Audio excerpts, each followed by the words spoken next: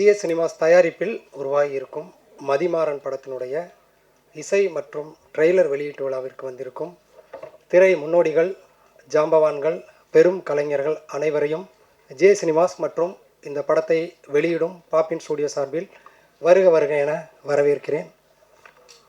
மேடையில் இருக்கும் கலைஞர்கள் நிறைய பேர் எனக்கு அறிமுகமானவர்கள், எனக்கு முன்னோடிகள், நான் பார்த்து வேந்தவர்கள். அவர்களை வரவேற்பதில் பெரும் மகிழ்ச்சி.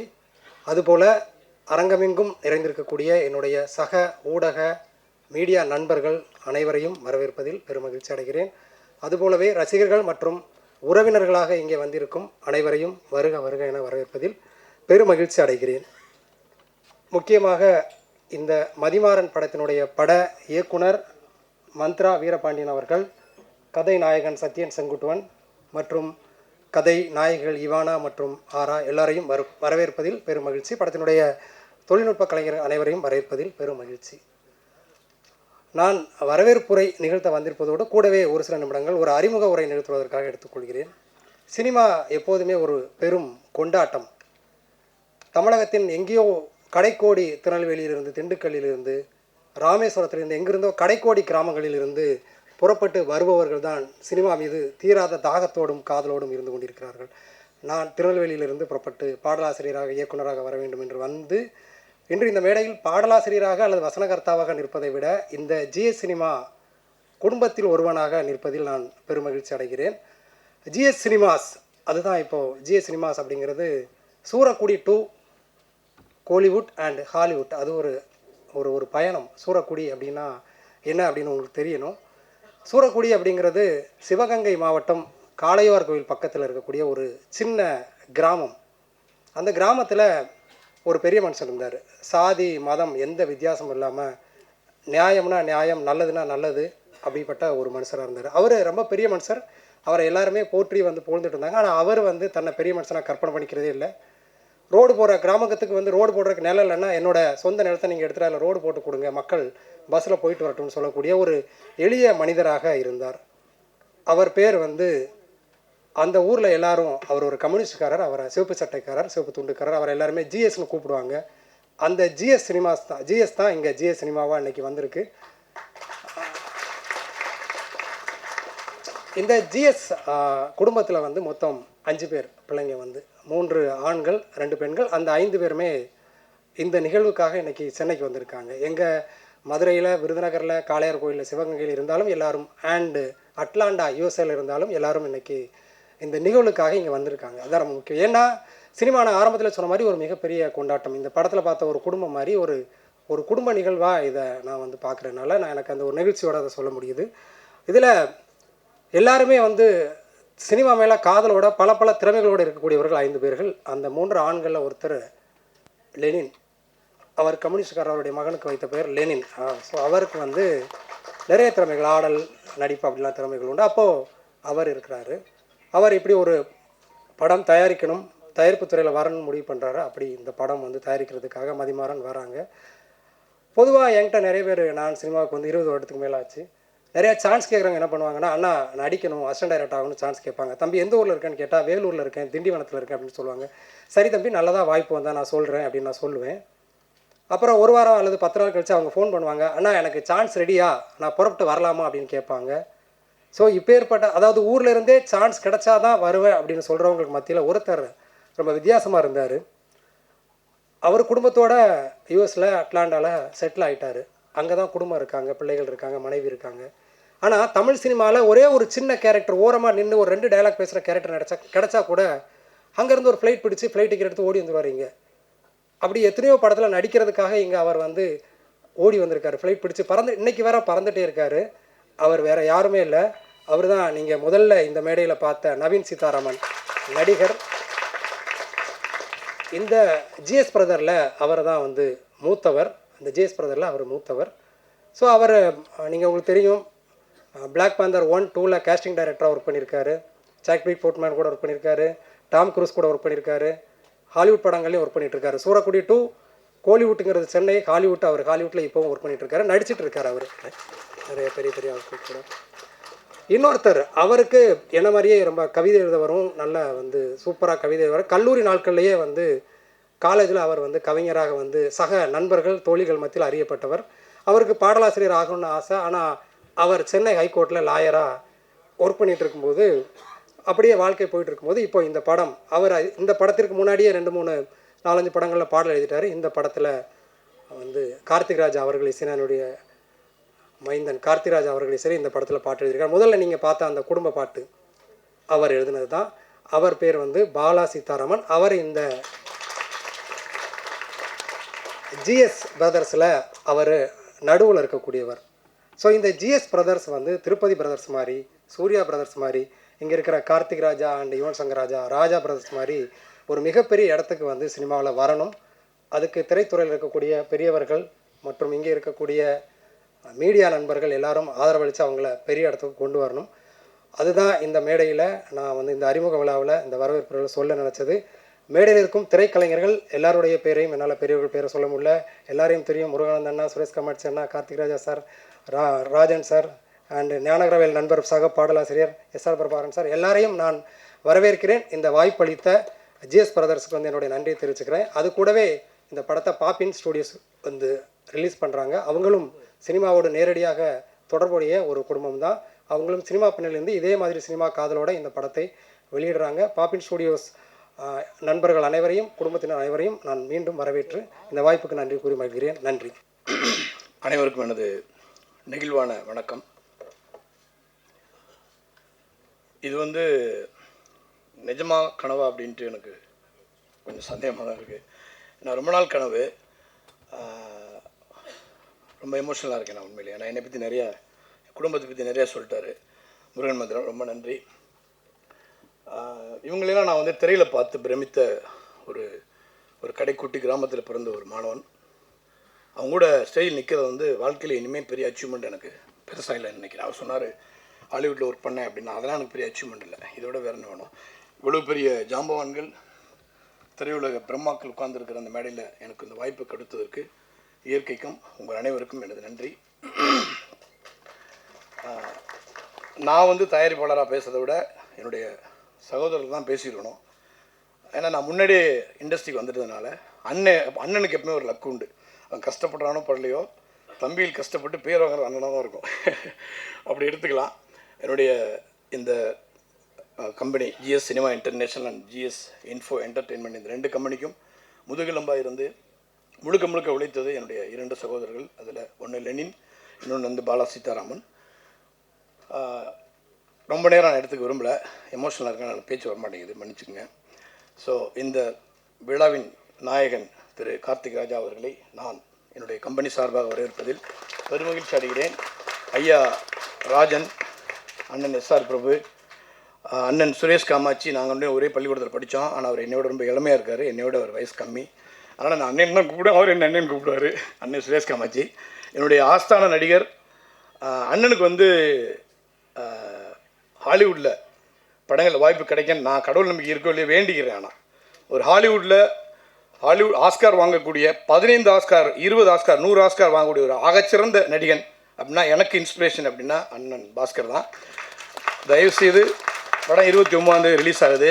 என்னுடைய பணிவான வேண்டுகோள், திரையரங்களை பாருங்கள், அண்ணன் பாஸ்கருடைய நடிப்பு பாருங்கள். அவர் கிளிசரின் போட மாட்டார், ஒரே டேக்கில் ஒரு டைலாக் பேசியிருப்பார். நீங்கள் அழுகலைன்னா அடுத்தோட நான் என்னை பார்க்கும்போது கேளுங்க. அண்ணன் எம்எஸ் பாஸ்கர்.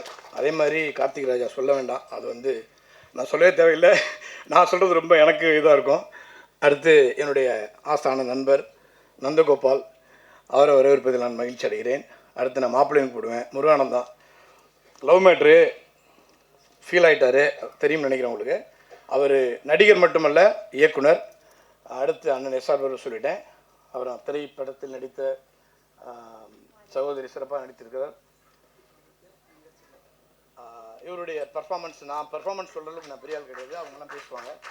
மிகச்சிறந்த எதிர்காலம் இவருக்கு இருக்குது, மிகச்சிறந்த எதிர்காலம் இவருக்கு. அருமையான நடிகர். கண்டிப்பாக உங்களுடைய ஆதரவும் ஒத்துழைப்பும் இவருக்கு தயவுசெய்து கொடுங்க. வேறு யாராவது பேர் சொல்ல மாதிரி தான் மன்னிச்சுக்கோங்க. இங்கே வந்திருக்கக்கூடிய என்னுடைய குடும்ப நண்பர்கள், வர முடியாத என்னுடைய அமெரிக்காவில் இருக்கக்கூடிய மனைவி, குழந்தைகள், கிராமத்தில் இருக்க எங்கள் அம்மா தான் சந்தோஷப்பட்டிருப்பேன், வரல. நெகிழ்ச்சியான ஒரு விஷயம் என்னன்னா, எங்கள் அப்பா இல்லை. ஆனால் அப்பா இல்லை அப்படிங்கிற ஒரு விஷயத்த இந்த மேடையில் இருக்கக்கூடிய உங்கள் முகத்தை பார்க்கும் பொழுது அவர் இருந்து ஆசீர்வாதம் பண்ண ஒரு திருப்தி எனக்கு கிடச்சிருக்கு. நான் எங்கள் அப்பாவை வந்து இங்கே இல்லை அப்படின்னு மனசில் ஃபீல் பண்ணால் கூட எங்கள் அப்பா கூட சமகாலத்தில் பயணித்த நான் அவங்ககிட்ட படிக்கலை, என்னை தவிர எங்கள் வீட்டில் எல்லோரும் படித்த ஆசிரியர்கள் 2 பேர் இருக்காங்க. ஒருத்தர் வந்து அப்பான்னு தான் கூப்பிடுவேன், போஸ் அப்பா வந்துருங்க. அடுத்து அண்ணன் ஜோசப் ரோஸ், அவர் அண்ணன் கூப்பிடுவேன். அவங்கள்ட்ட நான் படிக்கலை, ஆனால் என்னுடைய மற்ற சகோதரர் படித்தாங்க. ஒரே ஒரு விஷயம், ஜான் மேக்ஸ் மேலம் இப்போ சேர் கூட ப்ளீஸ். தயாரிப்பாளர் ஜான் மேக்ஸ் அவர்களை ஒரே ஒரு மகிழ்ச்சி அடைகிறேன். எல்லாவற்றுக்கும் மேலாக இந்த சமூகத்தில் எந்த விஷயமானாலும் கடைக்கோடிக்கு எடுத்து சென்று ஒரு சமூக மாற்றத்திற்கும் அரசியல் மாற்றத்திற்கும் திரையுலக வெற்றிக்கும் தோல்விக்கும் அனைத்திற்கும் காரணமாக இருக்கக்கூடிய, நான் நேசிக்கக்கூடிய, நான் எங்கிருந்து வந்தேனோ அந்த துறை சார்ந்த என்னுடைய ஊடக தோழர்களை நான் வரவேற்பதில் பெருமகிழ்ச்சி அடைகிறேன். இந்த படத்தை பட்டி தொட்டி எங்கும் கொண்டு சென்று உங்களுடைய ஒத்துழைப்பை நல்குமாறு வேண்டிக் கொண்டு இங்கே வந்திருக்கக்கூடிய அனைத்து தமிழ் உறவுகளுக்கும் உலகத்தில் உள்ள அனைத்து தமிழ் சொந்தங்களுக்கும் நன்றி கூறி விடைபெறுகிறேன். நட்பே வளம், அதுவே என் பலம். யார் பேராக சொல்ல விட்டுருந்தேன்னா மன்னிச்சுங்க. மிக்க நன்றி, வணக்கம். எல்லோருக்கும் என்னுடைய பணிவான வணக்கங்கள். வந்திருக்கக்கூடிய பத்திரிகை ஊடக நண்பர்கள், மேடையில் இருக்கக்கூடிய எல்லோருக்கும் ஒவ்வொரு பெயரையும் நம்ம சொல்லிக்கிட்டு இருந்தோம்னாக்க நிச்சயமாக காலதாமதமாகும். எல்லோரும் ஒரு விதத்தில் சாதனையாளர்கள். அவங்க எல்லாருக்கும் என்னுடைய பணிவான வணக்கங்கள். ஒரு நல்ல கதை, ஒரு நல்ல கேரக்டர், எல்லா கேரக்டருமே அருமையான கேரக்டர்கள். எனக்கு வந்து தம்பி மந்த்ரா அவர்கள் வந்து சொல்லும் பொழுது இந்த மாதிரி அப்படிங்கும் பொழுது எனக்கு ரொம்ப சந்தோஷமாக இருந்தது. ஒரு அருமையான வேஷம், அருமையான ஒரு குடும்பத் தலைவன். அதில் வந்து நல்ல வந்து மனதை உருக்கக்கூடிய டைலாக்ஸு. நானே பல டைலாக்ஸை வந்து ஃபீல் பண்ணி தான் நான் வந்து ரொம்ப ஃபீல் பண்ணி, சில இடங்களில் அது நமக்கு வந்து தொண்டை அடைக்கிற மாதிரியான சில டைலாக்ஸ் ரொம்ப அற்புதமாக எழுதியிருந்தார். இது எல்லாவற்றையும் மீறி எனக்குள் இருக்கக்கூடிய ஒரு ஆர்வத்தின் காரணமாக தம்பி மந்த்ரா கிட்ட வந்து நான் ஒரு பர்மிஷன் கேட்டேன். ஒரு இடத்துல வந்து அந்த சீனில் மட்டும் நான் கொஞ்சம் பேசிக்கிறேன் அப்படின்னு சொல்லி, அது என்ன வசனம் என்ன ஏது அப்படிங்கிறத நான் சொல்லக்கூடாது. அதை நிச்சயமாக பார்க்கின்றவர்கள் கண்டிப்பாக பாராட்டுவார்கள். அந்த அளவிற்கு வந்து எனக்குள்ளே அந்த ஃபீலிங் இருந்தது. அதை நான் சொன்னேன் இந்த மாதிரி அப்படின்ட்டு. தம்பி அவர்கள் இப்படி வச்சுங்கண்ணே, இப்படி எழுதிங்கண்ணே எனக்கு சொல்லிக் கொடுத்து, அந்த வசனத்தை சொல்லிக் கொடுத்து ரொம்ப அற்புதமாக எடுத்திருக்கிறார். அருமையாக பாலா சாரையும் பாபு சார் எல்லாரையும், அவங்க குடும்பத்தையே நம்ம ரொம்ப பாராட்டணும். அதாவது காலங்கர்த்தால் வந்து நான் ஷூட்டிங் ஸ்பாட்டுக்கு எப்போவுமே சீக்கிரமாக போயிடுறது பழக்கம். இந்த படத்தில் காலங்கார்த்தால் ஓடி போனது, சீக்கிரமாக போய் உட்கார்ந்தது என்ன காரணம்னு கேட்டிங்கன்னா, ஷூட்டிங்கு சீக்கிரம் போகணுன்றது எப்போவுமே எனக்குள்ளே இருக்கக்கூடிய ஒரு துடிப்பு. இந்த படத்தில் வந்து முக்கியமாக சீக்கிரமாக போகணும் அப்படின்னு நான் நினச்சி போனது என்னன்னு கேட்டிங்கன்னாக்க, அந்த அருமையான டிஃபன் அது தீண்டக்கூடாதுங்கிறதுக்காக சீக்கிரமாக ஓடி போயிடுறது. நல்ல சுட சுட சுட சுட டிஃபனை போட்டு, நல்ல சார் நீங்கள் ரெஸ்ட் எடுங்க, கொஞ்சம் நேரம் ரெஸ்ட் எடுங்க அப்படின்னு வந்து ஒரு எல்லோரையும் உபசரித்து அப்படி ஒரு அருமையான விஷயம். தம்பி ஹீரோவாக நடித்திருக்கக்கூடிய தம்பியை வந்து ரொம்ப எவ்வளோ பாராட்டினாலும் தகும். ரொம்ப நாங்கள் எல்லாருமே வந்து ஒரு குடும்பம் மாதிரி அந்த கிராமத்தில் இருந்துக்கிட்டு ரசிச்சுக்கிட்டு அப்படியே சுற்றி பார்த்துக்கிட்டு அவ்வளவு அருமையாக வந்து ரொம்ப பர்ஃபார்மன்ஸ் ரொம்ப பிரமாதமாக பண்ணியிருக்கிறாரு. நம்மக்கிட்ட வந்து ஒரு ஷாட்டுக்கும் வந்து சார் சரியாக இருந்தா சார் வேறு ஏதாவது பண்ணிக்கலாமா சார், வேறு அந்த ஆர்வம். உருவத்தில் என்ன இருக்குது, என்னெல்லாம் வந்து எனக்கு நிறைய முடி இருக்கும்போது யாரும் வேஷம் கொடுக்கல, முடி கொட்டினதுக்கப்புறம் தான் வேஷம் கொடுக்குறாங்க. அது என்ன ஒருத்தன் கிண்டல் பண்ணான், ரொம்ப நண்பன், முடியே இல்லை உனக்கெல்லாம் எவன்டா வேஷம் கொடுப்பான், டேய் முடியலன்னா பரவாயில்லடா, முடியல என்ன தான்டா கவலை அப்படின்னு நான் சொன்னேன் அவங்ககிட்ட. அந்த மாதிரி வந்து சரித்திரத்தில் நீங்கள் எவ்வளவோ பேர் எடுத்துக்கொள்ளுங்கள், குறையோடு இருந்தவர்கள் எவ்வளவோ சாதித்திருக்கிறார்கள். ஒன்றும் நெப்போலியன் போனபார்ட் எடுத்துக்கங்க, அவர் ரொம்ப ஷார்ட் அப்படின்னு தான் நான் படிச்சிருக்கிறேன். அதே மாதிரி மாலிக் கஃபூர் எடுத்துக்கோங்க, அவர் ஒரு திருநங்கை, அவர் எவ்வளோ தூரத்துக்கு வந்து இந்தியாவில் எவ்வளோ இடங்களை ஆட்சி கொண்டிருக்கிறார். அந்த மாதிரி மிகப்பெரிய விஷயங்கள். எனக்கு வந்து இதில் வந்து டைரக்டர்ஸுக்கு நான் நன்றி சொல்லக்கூடியது இன்னொரு விஷயம், எனக்கு வந்து இந்த இன்ட்ரொடியூஸ் பண்ணி வைத்த ஒரு நபர், உட்காருங்க தம்பி, ஒரு நபர். இதில் வந்து முக்கியமாக வந்து ஒரு உருவம் இப்படி இருக்கணும் அப்படிங்கிறத வந்து டைரக்டர் தம்பி மந்த்ரா அவர்கள் வந்து அதை வந்து இது பண்ணி எனக்கு வந்து ஒரு அருமையான ஒரு மகனை இன்ட்ரொடியூஸ் பண்ணி வச்சாங்க. அதனால தான் எனக்கு இந்த உருவம். கோபிங்கிறீங்க, வாங்க மேடம். இல்லை வாங்க. இவர் இந்த உருவத்திற்கு இந்த இந்த விக்கு வச்சது வந்து ஒரு 15-20 நாள் ஷூட்டிங் நடந்த வரைக்கும் அந்த விக் அப்படியே பர்மனெண்ட்டாக எனக்கு வச்சு விட்டு என் கூடவே வந்துருந்து அதில் வந்து ஒர்க் பண்ணி எனக்கு வந்து அந்த இது பண்ணி கொடுத்து அந்த சிகை அலங்காரம் பண்ணி அவருக்கு வந்து எனக்கு வந்து எப்படின்னு கேட்டிங்கனாக்கா அந்த அளவிற்கு எனக்கு வந்து ஒரு என்னுடைய லுக்கு இப்படி இருக்கணும் அப்படிங்கிறதெல்லாம் கரெக்டாக இந்த இடமெல்லாம் இது பண்ணி மேக்கப் கலைஞர்கள் அவங்களும் இருந்தாங்க. அவங்களுக்கும் எல்லோருக்கும் என்னுடைய நன்றியை தெரிவித்துக் கொள்கிறேன். ரொம்ப அற்புதமான படத்தில் நடித்த ஒரு திருப்தி. நான் வந்து ஒவ்வொருத்தருக்காக நான் வந்து நன்றி சொல்லணும். என்னுடைய தம்பி மணி, சித்ராமணி, அது மாதிரி எனக்கு வந்து கூடவே இருக்கக்கூடியவர்கள், பத்திரிகை ஊடகங்களோட மாப்பிள்ளை ஒன்று சொல்ல முட்டுன்னு ஒன்றும் இது பண்ணாத எல்லோருமே சொல்கிறாங்க. பாலாண்ணா எந்திரிங்க, பாலாண்ணா எந்திரிங்க. அதாவது எனக்கு வந்து நிச்சயமாக வந்து நான் வந்து நல்லா பர்ஃபார்மன்ஸ் பண்ணணும் அப்படிங்கிறதெல்லாம் வந்து எனக்குள் இருக்கக்கூடிய ஒரு ஆர்வம், எனக்கு கொடுக்கக்கூடிய வேடங்கள், அந்த மாதிரி எனக்கு மேலே அக்கறை வைத்திருக்கக்கூடிய, அன்பு வைத்திருக்கக்கூடிய டைரக்டர்ஸ், ப்ரொடியூசர்ஸ் இருக்கிறவங்க எல்லாருமே வந்து எனக்கு வேண்டியவர்கள். இந்த படமே வந்து எப்படின்னு கேட்டிங்கன்னாக்கா எனக்கு வந்து ஒரு குடும்பத்தில் நம்ம வந்து அந்த கிராமத்துக்கு ஒரு சுற்றுலா போன மாதிரி இருந்தது. அவ்வளவு அருமையான ஒரு உபசரிப்பு. நிச்சயமாக அவங்க சொன்னாங்க அவங்க அப்பா வந்து கம்யூனிஸ்ட்டுன்னு. எங்கள் அப்பாவும் வந்து கம்யூனிஸ்டில் இருந்தவங்க தான். ஐயா ஜீவா அவர்களோடெல்லாம் வந்து எங்கள் அப்பா ஜெயிலில் இருந்திருக்கிறாங்க. இது எல்லாத்தையும் நான் வந்து அவங்கள்ட்ட சொல்லியிருக்கிறேன். அந்த மாதிரி வந்து அவங்க வந்து அந்த ஊருக்காக நல்லது செய்தவர்கள். நாங்கள் போய் பார்க்குற நேரத்தில் என்னமோ எங்களுடைய துரதிர்ஷ்டம் அவங்க வந்து இல்லை. இருந்தாலும் அவங்களுடைய ஆன்மா எங்கிருந்தாலும் நிச்சயமாக இந்த படத்தை வாழ்த்து கொண்டிருக்கும். அருமையான இசை. தம்பி அவர்களை பற்றி நான் சொல்லணும் அப்படிங்கிற அவசியம் கிடையாது. பூக்கடைக்கு விளம்பரம் தேவையில்லை அப்படிங்கிறது தான் உண்மை. எல்லாரையும் ஒவ்வொருவராக நான் வந்து என்னுடைய மனமார்ந்த நன்றிகளை தெரிவித்துக் கொள்கிறேன். இந்த படம் மிகப்பெரிய வெற்றியடைய வேண்டும். தம்பி மந்த்ரா வீரபாண்டியன் அவர்கள் மிகப்பெரிய இயக்குநர்கள் வரிசையில் சேர வேண்டும். இதே மாதிரி நல்ல நல்ல படங்களாக கொடுக்க வேண்டும் அப்படின்னு எங்கள் ராஜன் அண்ணன், அவரை பார்த்தாலே எனக்கு ஒரு பயம். எனக்கு டப்பிங் காலத்துலேருந்து என்னை திட்டிகிட்டே இருப்பார். இருக்கிறதுல என்னடா பண்ணுற, என்னடா பேசுகிற, கரெக்டாக பேசுகிறேன். இவரும் சண்முக சுந்தரண்ண 2 பேரும் சேர்ந்துக்கிட்டு தான் என்னை திட்டுவாங்க. அது ஒரு அன்பு. அது இப்போ தான் சொல்லிக்கிட்டு இருந்தார், அது திட்டுறது இல்லைடா, அன்பை கொட்டுறது அப்படின்னாரு. அந்த மாதிரி எல்லோருமே வேண்டியவர்கள், எல்லோருமே வந்து என் மேல் அக்கறை உள்ளவர்கள். எல்லோருக்கும் பாதம் பணிந்தனுடைய மகிழ்ச்சியையும் வணக்கங்களையும் தெரிவித்துக் கொள்கிறேன். இந்த படத்தை மிகப்பெரிய வெற்றி படமாக ஜனங்கள்கிட்ட கொண்டு போய் சேர்க்க வேண்டியது பத்திரிகை ஊடகத்துறை நண்பர்கள்.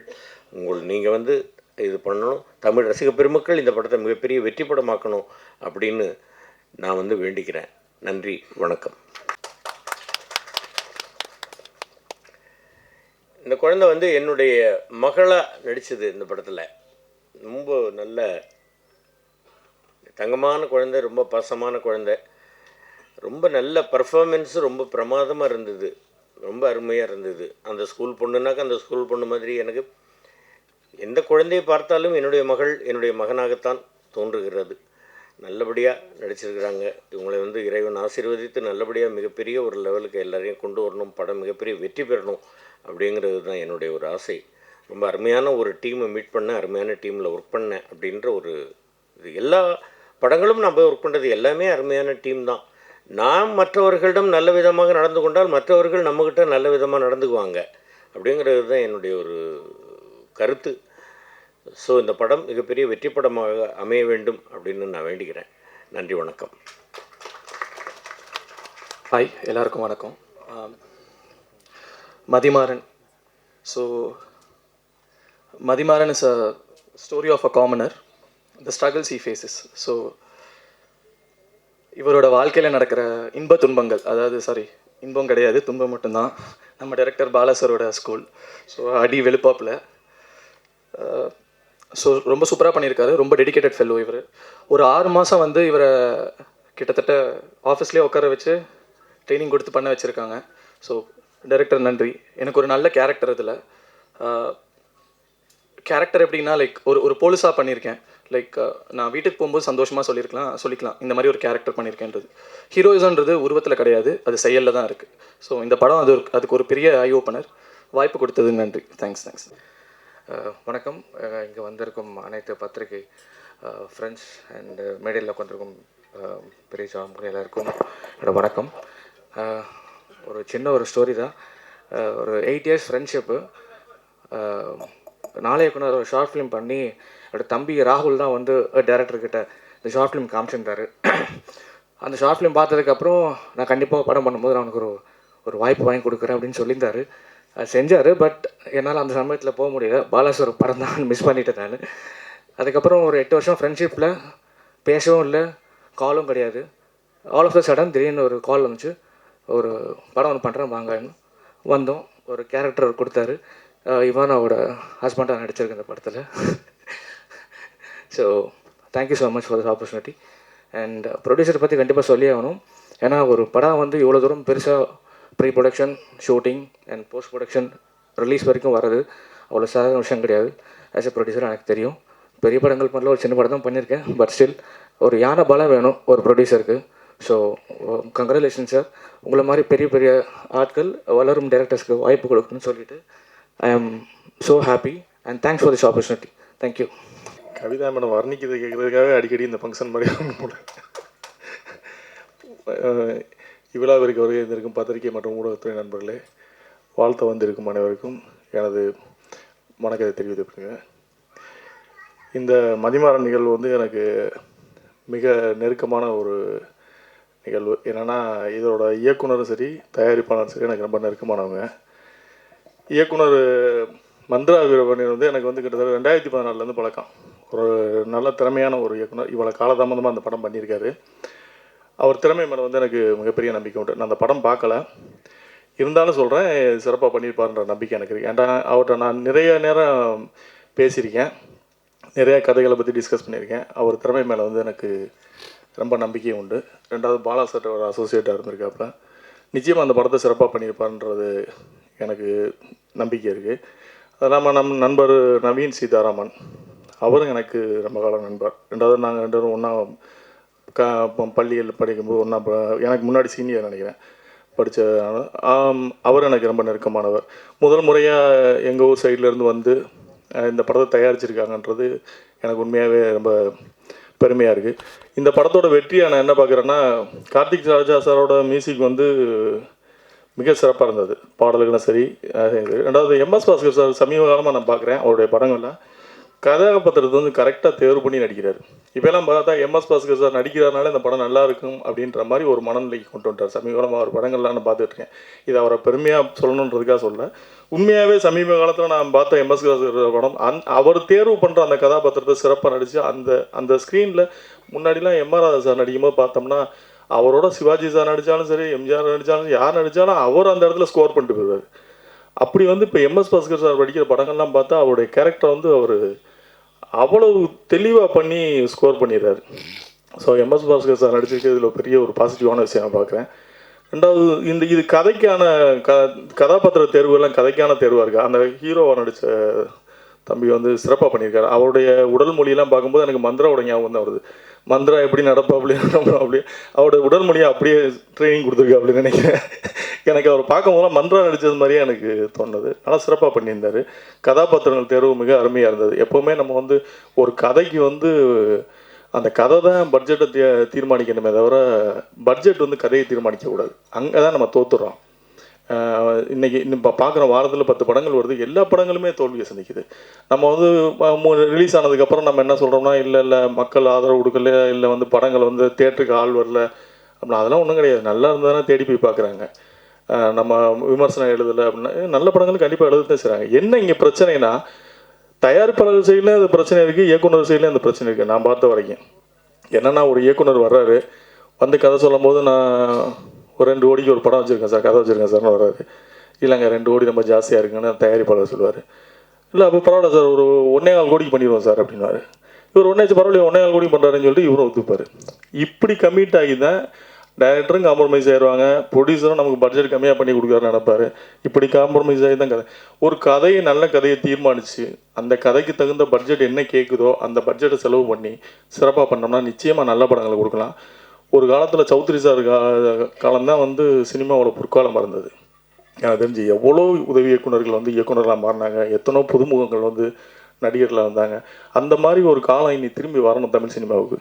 அதுக்கு நம்ம வந்து நல்ல கதைகளை தேர்வு பண்ணணும், நல்ல இயக்குநர்களுக்கு வாய்ப்பு. நிறைய இயக்குநர்கள் புது இயக்குநர்கள் இருக்காங்க, ஆனால் வாய்ப்பு கொடுக்க முடியாத சூழல். இப்போ என்கிட்டலாம் வந்து ஏகப்பட்ட இயக்குநர்கள் புதுமுக இயக்குநர்கள் வந்து வாய்ப்பு கேட்டு வராங்க, ஆனால் சூழல் வந்து கொடுக்க முடியல. என்னென்னா வந்து அவங்க சொல்கிற பட்ஜெட்டு அதுக்கான ஆர்டிஸ்ட் வந்து கரெக்டாக இன்றைக்கி அமைகிறது இல்லை, பண்ண முடியல. அப்படி ஒரு சூழல், அந்த சூழல் மாறணும். தமிழ் சினிமா சிரமம் மீண்டும் வந்து பெரிய ஒரு அந்த அதாவது 90களில் இருந்த மாதிரி 2000 இருந்த மாதிரி ஒரு பொற்காலம் திரும்ப தமிழ் சினிமாவுக்கு வரணும். அது இந்த படத்தின் மூலமாக வரும்னு நம்புகிறேன். ஏன்னா அந்த படத்தை பார்க்கும்போது எனக்கு ரொம்ப பாசிட்டிவாக இருக்குது. கண்டிப்பாக அந்த படம் வெற்றி அடையும்னு ஒரு நம்பிக்கை இருக்குது. ஏன்னா கதாபாத்திரனோட தேர்வு வந்து அவ்வளோ சிறப்பாக பண்ணியிருக்காப்புல. மந்த்ரா இந்த படம் வந்து கண்டிப்பாக உங்களுக்கு வெற்றி படமாக இருக்கும். நவீன் சீதாராமனுக்கும் இந்த படம் மூலமாக வந்து தமிழ் சினிமாவில் ஒரு மிகப்பெரிய தயாரிப்பாளராக ஒரு சிறந்த வரணும். ஏன்னா ஒரு சினிமாவுக்காகவே தன்னை அர்ப்பணித்த ஒரு கலைஞர். அவர் சொல்லும் போல் நம்ம முருகன் முந்தன் சொன்னது போல் ஒரு சின்ன கேரக்டராக கூட யூஎஸ்லேருந்து ஃப்ளைட் டிக்கெட் போட்டு வந்து அது எவ்வளோ பெரிய கேரக்டர் அதெல்லாம் கேட்க முடியாது. எனக்கு வாய்ப்பு இருக்கா, நான் வர்றேன் அப்படின்னு சொல்லிட்டு உடனே கிளம்பி வரக்கூடிய ஒரு நபர். நான் யூஎஸ் போயிருந்திருக்கும் போது திடீர்னு கால் பண்ணி நான் படம் பண்ணியிருக்கேன்னு சொன்னால் எனக்கே ஷாக்காக இருந்தது. எப்போ பண்ணார் வருவேன். ஏன்னா இந்த படம் வந்து ஏற்கனவே மந்த்ரா பண்ணுறான்னு தெரியும், மந்த்ரா இவரும் சேர்ந்து பண்ணுறாங்கன்றது எனக்கு வந்து 3 நாளைக்கு முன்னாடி தான் தெரியும். இது முன்னாடி தெரியாது எனக்கு. 2 பேருக்கும் என்னுடைய வாழ்த்துக்கள். இந்த படம் வெற்றி அடையணும். அதுக்கு உங்கள் பத்திரிகையாளர்களுடைய சப்போர்ட் எப்போவுமே இருக்கும். நீங்கள் நல்ல படங்களுக்கு வந்து எப்போவுமே ஆதரவு அளிச்சிருக்கீங்கன்ற மாற்று கருத்து யாருக்கும் இருக்காது. ஸோ இந்த படத்துக்கும் உங்களோட ஆதரவுகளை தெரிவிக்கணும்னு சொல்லி வந்திருந்த அனைவருக்கும் நன்றி கூறி விடைபெறுகிறேன். நன்றி. வாழிய செந்தமிழ், வாழ்க நற்றமிழர், வாழிய பாரத மணித்திரு நாடு. இந்த நிகழ்ச்சியிலே கலந்து கொள்வதிலே மிகுந்த மகிழ்ச்சி அடைகிறேன். ஒரு வித்தியாசமான விழா. எல்லோரும் குடும்பமாக பகல் 12 மணிக்கு இந்த 3 சகோதரர்களின் அன்பை ஏற்று, இயக்குனரின் அன்பை ஏற்று இவ்வளவு பேர் அமர்ந்து வாழ்த்த வந்திருக்கிறீர்கள். உங்களை நான் வாழ்த்துகிறேன். ஒரு அற்புதமான கதைக்களம். ஹீரோவுக்காக கதை எழுதுறவங்க ஏராளம். ஆனால் கதைக்காக நடிகர்களை செலக்ட் பண்ண அருமை தம்பி மந்த்ரா இயக்குனரை நான் பாராட்டுகிறேன். உங்களோட மன வலிமை. ஏனென்றால் நீங்கள் பாலாவின் சிஷ்யன், பாலு மகேந்திரனின் சிஷ்யன். பாலு மகேந்திரா என்கிற ஒரு அற்புதமான இயக்குனர், தமிழ் திரையுலகை உலக அளவிற்கு கொண்டு சென்றவர். அவரிடத்திலே பயிற்சி பெற்று வேலை பார்த்த அருமை தம்பி மந்த்ரா. அவர் கதைக்குத்தான் அவர்கள் முக்கியம் தருவார்கள், கதாநாயகனுக்கெல்லாம் கிடையாது. ஏனென்றால் இது கதாநாயகன் என்று சொன்னால் வெளியில் சிரிப்பார்கள். ஆனால் இந்த படம் பார்த்த பிறகுதான், ஓ இப்படி ஒரு கதாநாயகனும் இருக்கிறாரே என்று ஆச்சரியப்படுவார்கள். அந்த தம்பி அற்புதமாக நடிக்க வச்சிருக்காங்க. உயரம்தான் குள்ளம், ஆனால் உள்ளம் உயரம் இல்லை. உயர்ந்த உள்ளம். உயரமாக தடியாக இருந்து என்ன பிரயோஜனம்? நாட்டுக்கு ஒரு கருமமும் கிடையாது. ஆனால் உள்ளம் நிறைந்தவர்களால் இந்த நாட்டுக்கு பெரும் பெருமை. பேரறிஞர் அண்ணா அவர்கள் குள்ளமானவர் தான். நெடுஞ்செழி உயரமாக இருப்பார், அன்பழகம் உயரமாக இருப்பார், டாக்டர் கலைஞர் கூட உயரமாக இருப்பார். ஆனால் இவர்களுக்கெல்லாம் தலைமை தாங்கிய ஒரு அற்புத தலைவன் பேரறிஞர் அண்ணா. அவர்கள் எம்பியாக தேர்ந்தெடுக்கப்பட்டார்கள். மெம்பர் ஆஃப் பார்லிமெண்ட், பாராளுமன்றம் போறார். அங்கே வட இந்தியக்காரன் பூரா கொழுத்து போயிருக்கிறான். ஒவ்வொருத்தரும் ஒரு 150 கிலோ 200 கிலோ உள்ள வந்தாங்க. ரொட்டியும் வெண்ணையும் சாப்பிட்டு எம்பிக்கள். ஆனால் அந்த சபையிலே ஒரு குள்ளமான ஒருவர் முதல் முறையாக போகிறார். அவரை அப்போ கிருஷ்ணமாச்சாரியார், டிடி கிருஷ்ணமாச்சாரியர், மாபெரும் பொருளாதார நிபுணர். கிருஷ்ண மேனன், இராணுவ மந்திரி, மிகப்பெரிய பேச்சாளர், 2 மணி நேரம் பேசுவார் உலக வழக்குகளை. நேரு பிரான், பிரைம் மினிஸ்டர். அந்த அவைக்கு முதல் முறையாக ஒரு குள்ளமான அண்ணா உள்ளே போகிறார். எல்லாரும் கிண்டல் கேலி நகைக்கிறார்கள். இவர் ஒரு எம்பியா, தமிழ்நாட்டில் இருந்து வந்தாரார். அண்ணா பேசுகிற வாய்ப்பு கிடைத்தது. 10 நிமிஷம்தான் டைம், 10 நிமிஷம். அண்ணா பேச ஆரம்பித்தார், ஆங்கிலத்திலே பேச ஆரம்பித்தார். பேச பேச அருவி கொட்டுவதைப் போலே ஆங்கில வார்த்தைகள், புத்தம் புதிய வார்த்தைகள் எல்லாரையும் நிகழ்விக்கிறது. நேரு அசந்து போனார். சபாநாயகர் பெல் அடித்து டைம் ஆயிடுச்சுன்னார். ஆனால் நேரு சொன்னார், நோ, லெட் ஹிம் ஸ்பீக், அவர் பேசட்டும் என்று ஒரு ஸ்பெஷல் பர்மிஷன் கொடுத்து அண்ணாவை பேச வைத்தார்கள். அங்கே உருவம் தழைக்கவில்லை, உள்ளம், அறிவு, அது வெற்றி பெற்றது. நம்முடைய ஜனாதிபதியாக இருந்தவரே, உலகத்தில் விஞ்ஞானத்தை கொண்டு போனாரே, ராக்கெட் கொண்டு போனாரே, பொக்ரானில் அணுகுண்டு வெடித்தாரே, ஒரு ஒல்லியான அப்துல் கலாம். அப்துல் கலாம், அவரை பார்த்தால் உலக அழகன் அப்துல் கலாம் தான். அழக போட்டி நடக்கிறது என்றால் உடலை பார்த்து மட்டுமல்ல, அறிவை பார்த்து. அப்துல் கலாம் ஒரு முறை சொன்னார், ஐ எம் நாட் ஹேண்ட்சம், நான் பெரிய அழகன் அல்ல, but I can give my hands to somebody who wants my help. என்னுடைய உதவி யாருக்கு தேவையோ அவர்களுக்கு கரம் நீட்டுவேன், நான் அழகன் அல்ல. எல்லாரும் கேட்பாங்க, நீங்கள் எந்த அழகு யாரு? ஐஸ்வர்யா அழகுன்னுவான், குஷ்பு அழகுன்னுவான், தேவயானை அழகுன்னுவான். ஆனால் அவங்க அம்மா அழகுன்றது அவனுக்கு தெரியறதில்ல. தன்னை பெற்ற தாய், தன் உடன் பிறந்த சகோதரிகள் அழகும் அறிந்து நிறைவந்தவர்களை விட்டு விட்டு யாரையோ எங்கேயோ இருக்கோரெல்லாம் அழகு அழகுன்னுவான். அவளை கேவலமாக விட்டது. அழகு என்பது உடலில் அல்ல, அவன் செய்கிற தொண்டில், அவனுடைய அறிவில். அப்படித்தான் நாகர்கோயிலில் அது ஊனமற்றவர் என்பதை நம்முடைய டாக்டர் கலைஞர்கள் மாற்றி ஊனமற்றவர் என்று பேசக்கூடாது, மாற்றுத்திறனாளிகள், திறனாளிகள், மாற்றுத்திறனாளி என்று சொல்ல வைத்தவர் டாக்டர் கலைஞர் அவர்கள். அப்படி எத்தனையோ மாற்றுத்திறனாளிகள் சாதித்து கொண்டிருக்கிறார்கள். முன்ன மாதிரி இல்லைங்க, அந்த வைக்கப்படுறத கூச்சப்படலாம். இந்த பிள்ளைய, சின்ன பிள்ளைய, அவனுடைய சகோதரி தைரியமூட்டிய தாழ்வு மனப்பான்மையை குறைத்து அவனை வாழ்க்கையில் வெற்றி பெற செய்கிற அந்த டைலாக் பூரா பிரமாதமான டைலாக், வாழ்க்கையில் நம்பிக்கையை ஊட்டுகிற டைலாக், ஒவ்வொன்றும் அற்புதமான டைலாக். அந்த தம்பி, அதுவும் படம் எடுக்க வந்தவங்க நவீன் சீதாராமன், பாலா சீதாராமன், லெனின் பாபு, 3 பேரும் அண்ணன் தம்பிகள். தம்பி, உங்கள் குடும்பம் நல்லா இருக்கணும் தம்பி, நல்லா இருக்கணும். அண்ணன் தம்பிங்க 3 பேரும் என்னை பார்க்க முந்தாங்கள் வந்தாங்க. ஒருத்தர் ஏதோ ஹாஸ்பிட்டலில் ஒர்க் பண்ணுறார், அப்பல் ஹாஸ்பிட்டல். ஒருத்தர் வக்கீல், ஒருத்தர் அமெரிக்காவில் நடிக்கிறார், திரையுலகில் தான் இருக்கார். அவர் சொன்ன வார்த்தை, இந்த கதையை அவர் சொன்னார். அந்த ஸ்டோரி டெல்லிங் மெத்தட், அதை சொல்லுகிற விதம் என்னை மிக கவர்ந்தது. அந்த தம்பி தமிழ்நாட்டில் படம் பண்ண போகிறான், அதான் என் லட்சியம். அமெரிக்கா எனக்கு முக்கியமல்ல, நான் நினைத்தால் மாதத்துக்கு ஒரு முறை தமிழகம் வந்து என் தாய் நாட்டை பார்த்துவிட்டு தமிழை பேசிவிட்டு தான் போகிறேன் என்று அவர்கள் சொன்னார்கள். அந்த கதை, இந்த கதையை எனக்கு ஒரு 10 லைன் சொன்னார். அவருக்கு அந்த அறிவு திறன் இருக்கிறது, இயக்குகிற திறன் இருக்கிறது. எனக்கு என்ன, இப்படிப்பட்டவங்க வந்தால் தமிழ் சினிமா செழிக்கும். சில புரோக்கர் மாதிரி வந்துக்கிட்டு ஒரு 40% பேர் அடுத்தவனை ஏமாற்றி பிழைக்கிறதுக்குனே சினிமா இருக்கு. சினிமா கெட்டு போனதுக்கு காரணம் இந்த ஒரு 40% ஏதாவது தின்னு எவனாவது ஏமாற்றி எந்த அசிங்கத்தையாவது தின்னு வாழ்ந்தா போதும்னு நினைக்கிறான். அதனால்தான் சினிமா கொஞ்சம் கெட்ட பேர். ஆனால் சினிமா லட்சியம் உள்ளவர்கள் இருக்கிறார்கள். அந்த லட்சியம் உள்ளவர்களால் தான் இன்றைக்கு சினிமா போற்றி புகழப்படுகிறது. அதுவும் தமிழ் சினிமா புனிதமானது, அற்புதமானது.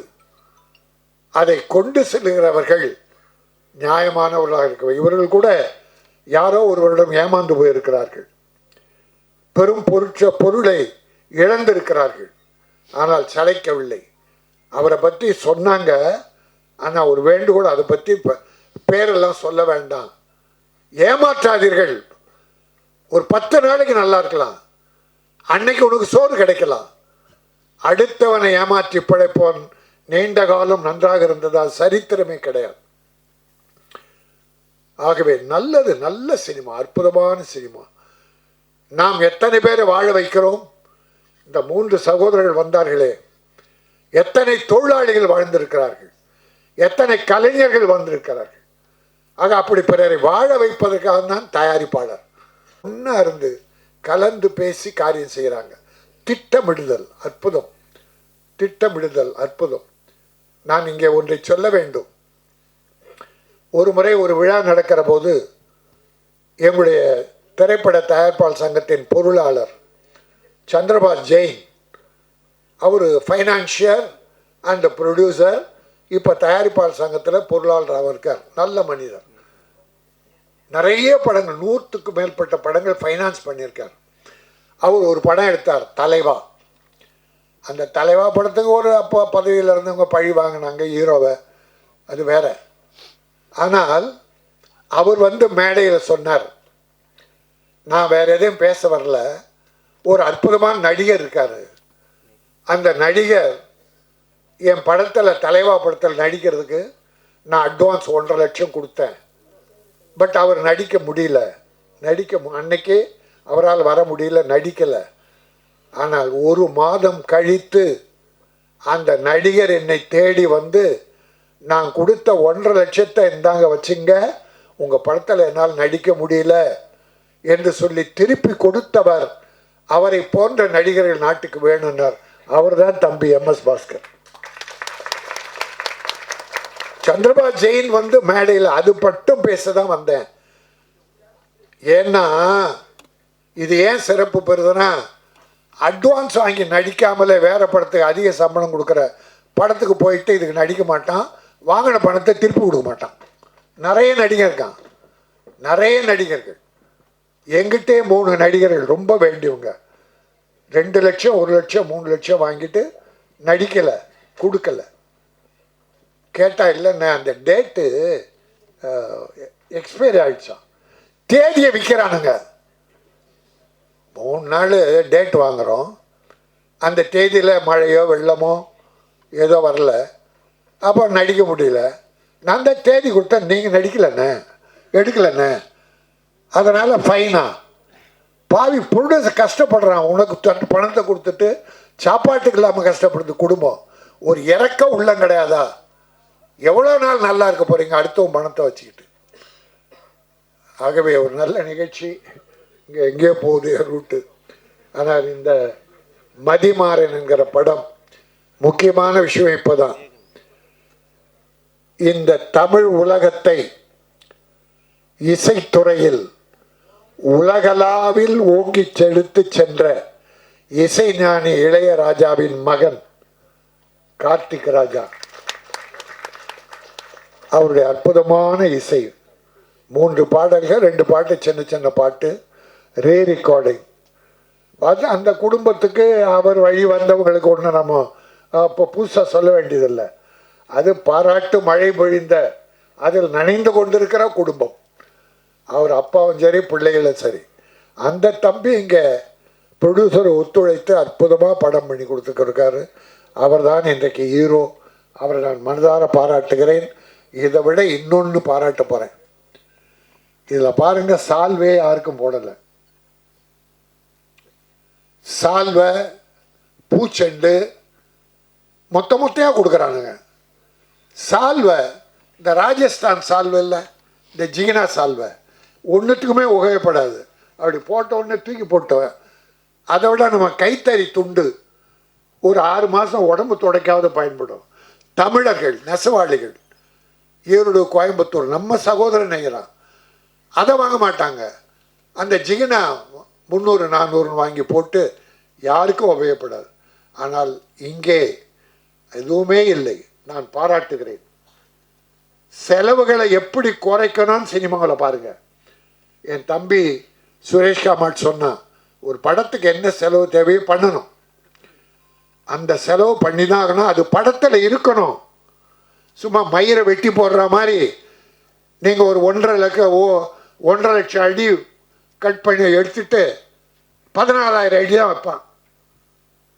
1 லட்சம் பால். பல டைரக்டர் பால் பண்ணுறான் ப்ரொடியூசரை. பல டைரக்டர் ஐடியா கிடையாது, கதையை ஸ்பாட்டில் வந்து எழுதுறான். எவ்வளவு பணம் பாழாக போகுது தெரியுங்களா? அதுதான் இன்னைக்கு பல பிரச்சனை, ப்ரொடியூசர் டைரக்டர். ஆனால் இங்கே டைரக்டர் ப்ரொடியூசர் இணக்கமாக சகோதரத்தனமாக எப்படி பூஜை ஆரம்பித்தாங்களோ இன்றைக்கு ஆடியோ ஃபங்க்ஷன் வரைக்கும், படம் ரிலீஸ் வரைக்கும், ஏன் அதை தொடர்ந்து கூட அன்பு சகோதரர்களாக ஒன்றாக இருக்கிறார்கள். நான் அத்தனை இயக்குனரையும் பாராட்டுகிறேன், ப்ரொடியூசரை பாராட்டுகிறேன். என்னுடைய அருமை தம்பி ஸ்னேகம் வந்து பின்னால் உட்காந்துருக்கான், அந்த தம்பியையும் பாராட்டுகிறேன். எப்படி ஒரு நல்ல வாய்ப்பினை தந்த உங்களை பாராட்டி, மதிமாறன் மதியால் மட்டுமல்ல படத்தின் சிறப்பால் வெற்றி பெற்று அத்தனை பேரும் முன்னேற வேண்டும். அடுத்து மிகச்சிறந்த இதனும் நிறந்த படங்களை நிறைய நீங்கள் தயாரிக்க வேண்டும். இறைவன் அருள் வேண்டும். உங்களை பெற்ற தாயும் தந்தையும் அருள் புரிவார்கள். அதை விட சிறப்பு, ஆசிரியரை அழைச்சி உட்கார வச்சிங்களே, தனக்கு பாடம் கற்றுத்த ஒரு ஆசிரியருக்கு இங்கே ஒரு கௌரவம் பண்ணிங்களே, நல்லா இருப்பீங்க. ஏன்னா நான் 17 வருஷம் கார்ப்பரேஷன் ஸ்கூல் டீச்சராக இருந்தவன். அதை விட்டுட்டு ரிசைன் பண்ணிட்டு தான் நான் சினிமா துறைக்கு வந்தேன். ஆக எனக்கு ஆசிரியர் தொழில் தான் முதல் பிடிக்கும். ஒரு கண் எனக்கு கல்வி, இன்னொரு கண் கலை. அதனால்தான் காமராஜ் மெட்ரிகுலேஷன் பள்ளியை இன்றைக்கு ஏழைகளுக்காக நான் வண்ணாரப்பேட்டையில் நடத்திட்டு இருக்கேன். ஆக நல்ல காரியம் நானும் தொடர்ந்து செய்து கொண்டிருக்கிறேன். உங்களை போன்ற நல்ல தயாரிப்பாளர்கள் நிலைக்க வேண்டும், வெற்றி பெற வேண்டும். வாழ்த்துக்கள். அன்பிற்குரிய அனைவருக்கும் வணக்கம். மதிமாறன் இதோட trailer audio launch. So first வந்து ஜிஎஸ் சினிமா தயாரிப்பாளர் நவீன் சீதாராமன் அவர்களுக்கு ஒரு பெரிய நன்றி.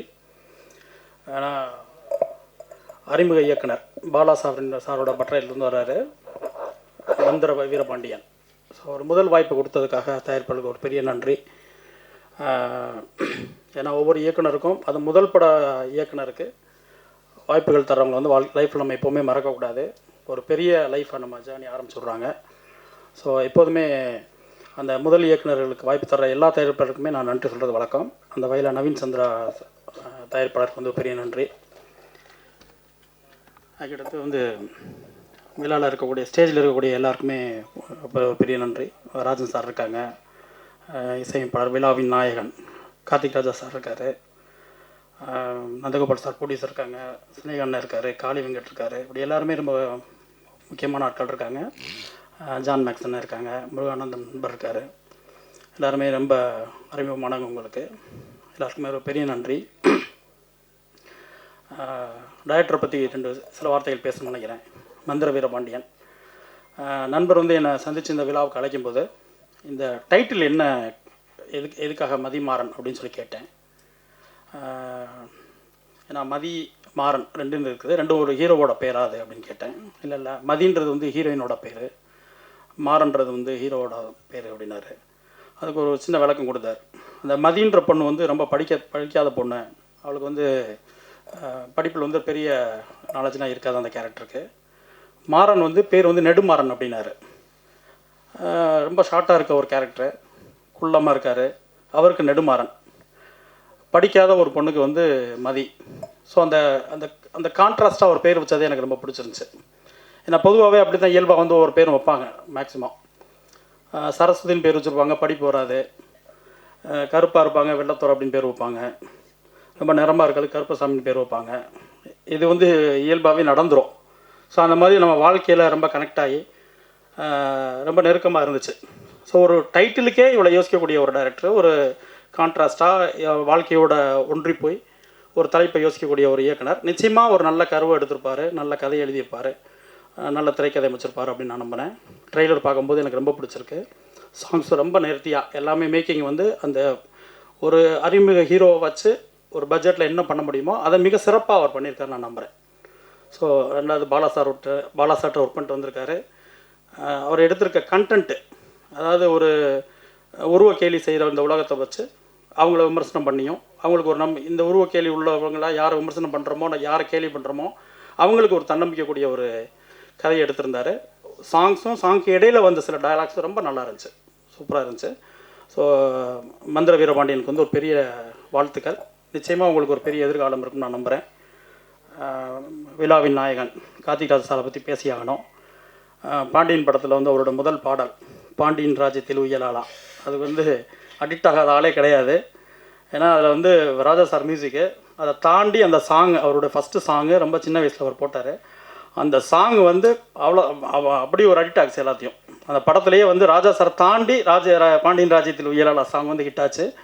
அன்றைக்கி இருக்க யங்ஸ்டர் எல்லாம் ரொம்ப திரும்ப திரும்ப கேட்ட ஒரு பாடல். ஸோ இன்னமும் அது எல்லா பக்கம் முடிச்சுக்கிட்டு இருக்கு. ஸோ இந்த படத்தில் 2 சாங்குமே கேட்ட 2 சாங்குமே ரொம்ப நல்லா இருக்குது சார், ரொம்ப சூப்பராக இருக்குது. பாடல் எழுதின பாலா சீதாராமன், வாழ்த்துக்கள் அவருக்கு. ரொம்ப ஞானக்கரவேல் நண்பர் அவர் தான், எனக்கு ரொம்ப நெருக்கமானவர். சாங்ஸ் ரொம்ப நல்லா வந்திருக்கு. பாடல்களை கேட்கும்போதும் சரி, விஷுவல்ஸ் பார்க்கும்போதும் சரி, ரொம்ப நம்பிக்கையாக இருக்குது. நிச்சயமாக மதிவாரன் திரைப்படம் வந்து பெரிய வெற்றியிடம் நம்ம வாழ்த்துறேன்.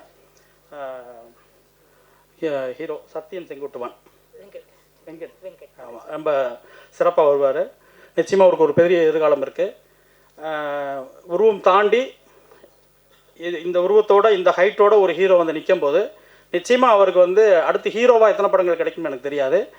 அதை தாண்டி எல்லா படங்களையும் அவருடைய முகம் வரும். மிக பிரபலமான ஒரு நடிகரை வருவார் நான் நம்புகிறேன். அவருக்கு ஒரு பெரிய வாழ்த்துக்கள். இவானா உங்கள் எல்லாருக்குமே ரொம்ப தெரியும், ரொம்ப சிறப்பாக பண்ணியிருக்காங்க.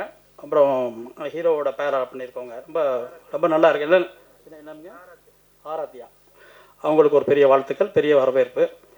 இன்னொன்று வந்து அவர் அந்த ஹீரோவும் அந்த அவரோட லவ்வரையும் அந்த காம்போ பிடிச்சார் பாருங்க. அந்த ஹைட்டுக்கு பிடிக்காமல் கொஞ்சம் கூட ஒரு மிடிலாக வச்சுருக்கலாம், கொஞ்சம் ரொம்ப தப்பாக தெரியாது. ஆனால் நல்ல ஹைட்டாக ஒரு பொண்ணு, ரொம்ப ஷார்ட்டாக ஒரு பையன் அப்படின்னு அவர் யோசிச்சார்ல, அதுவே ரொம்ப அழகாக இருந்துச்சு. நிச்சயமாக மதிமாறன் திரைப்படம் வந்து ஒரு பெரிய வெற்றி அடையும்.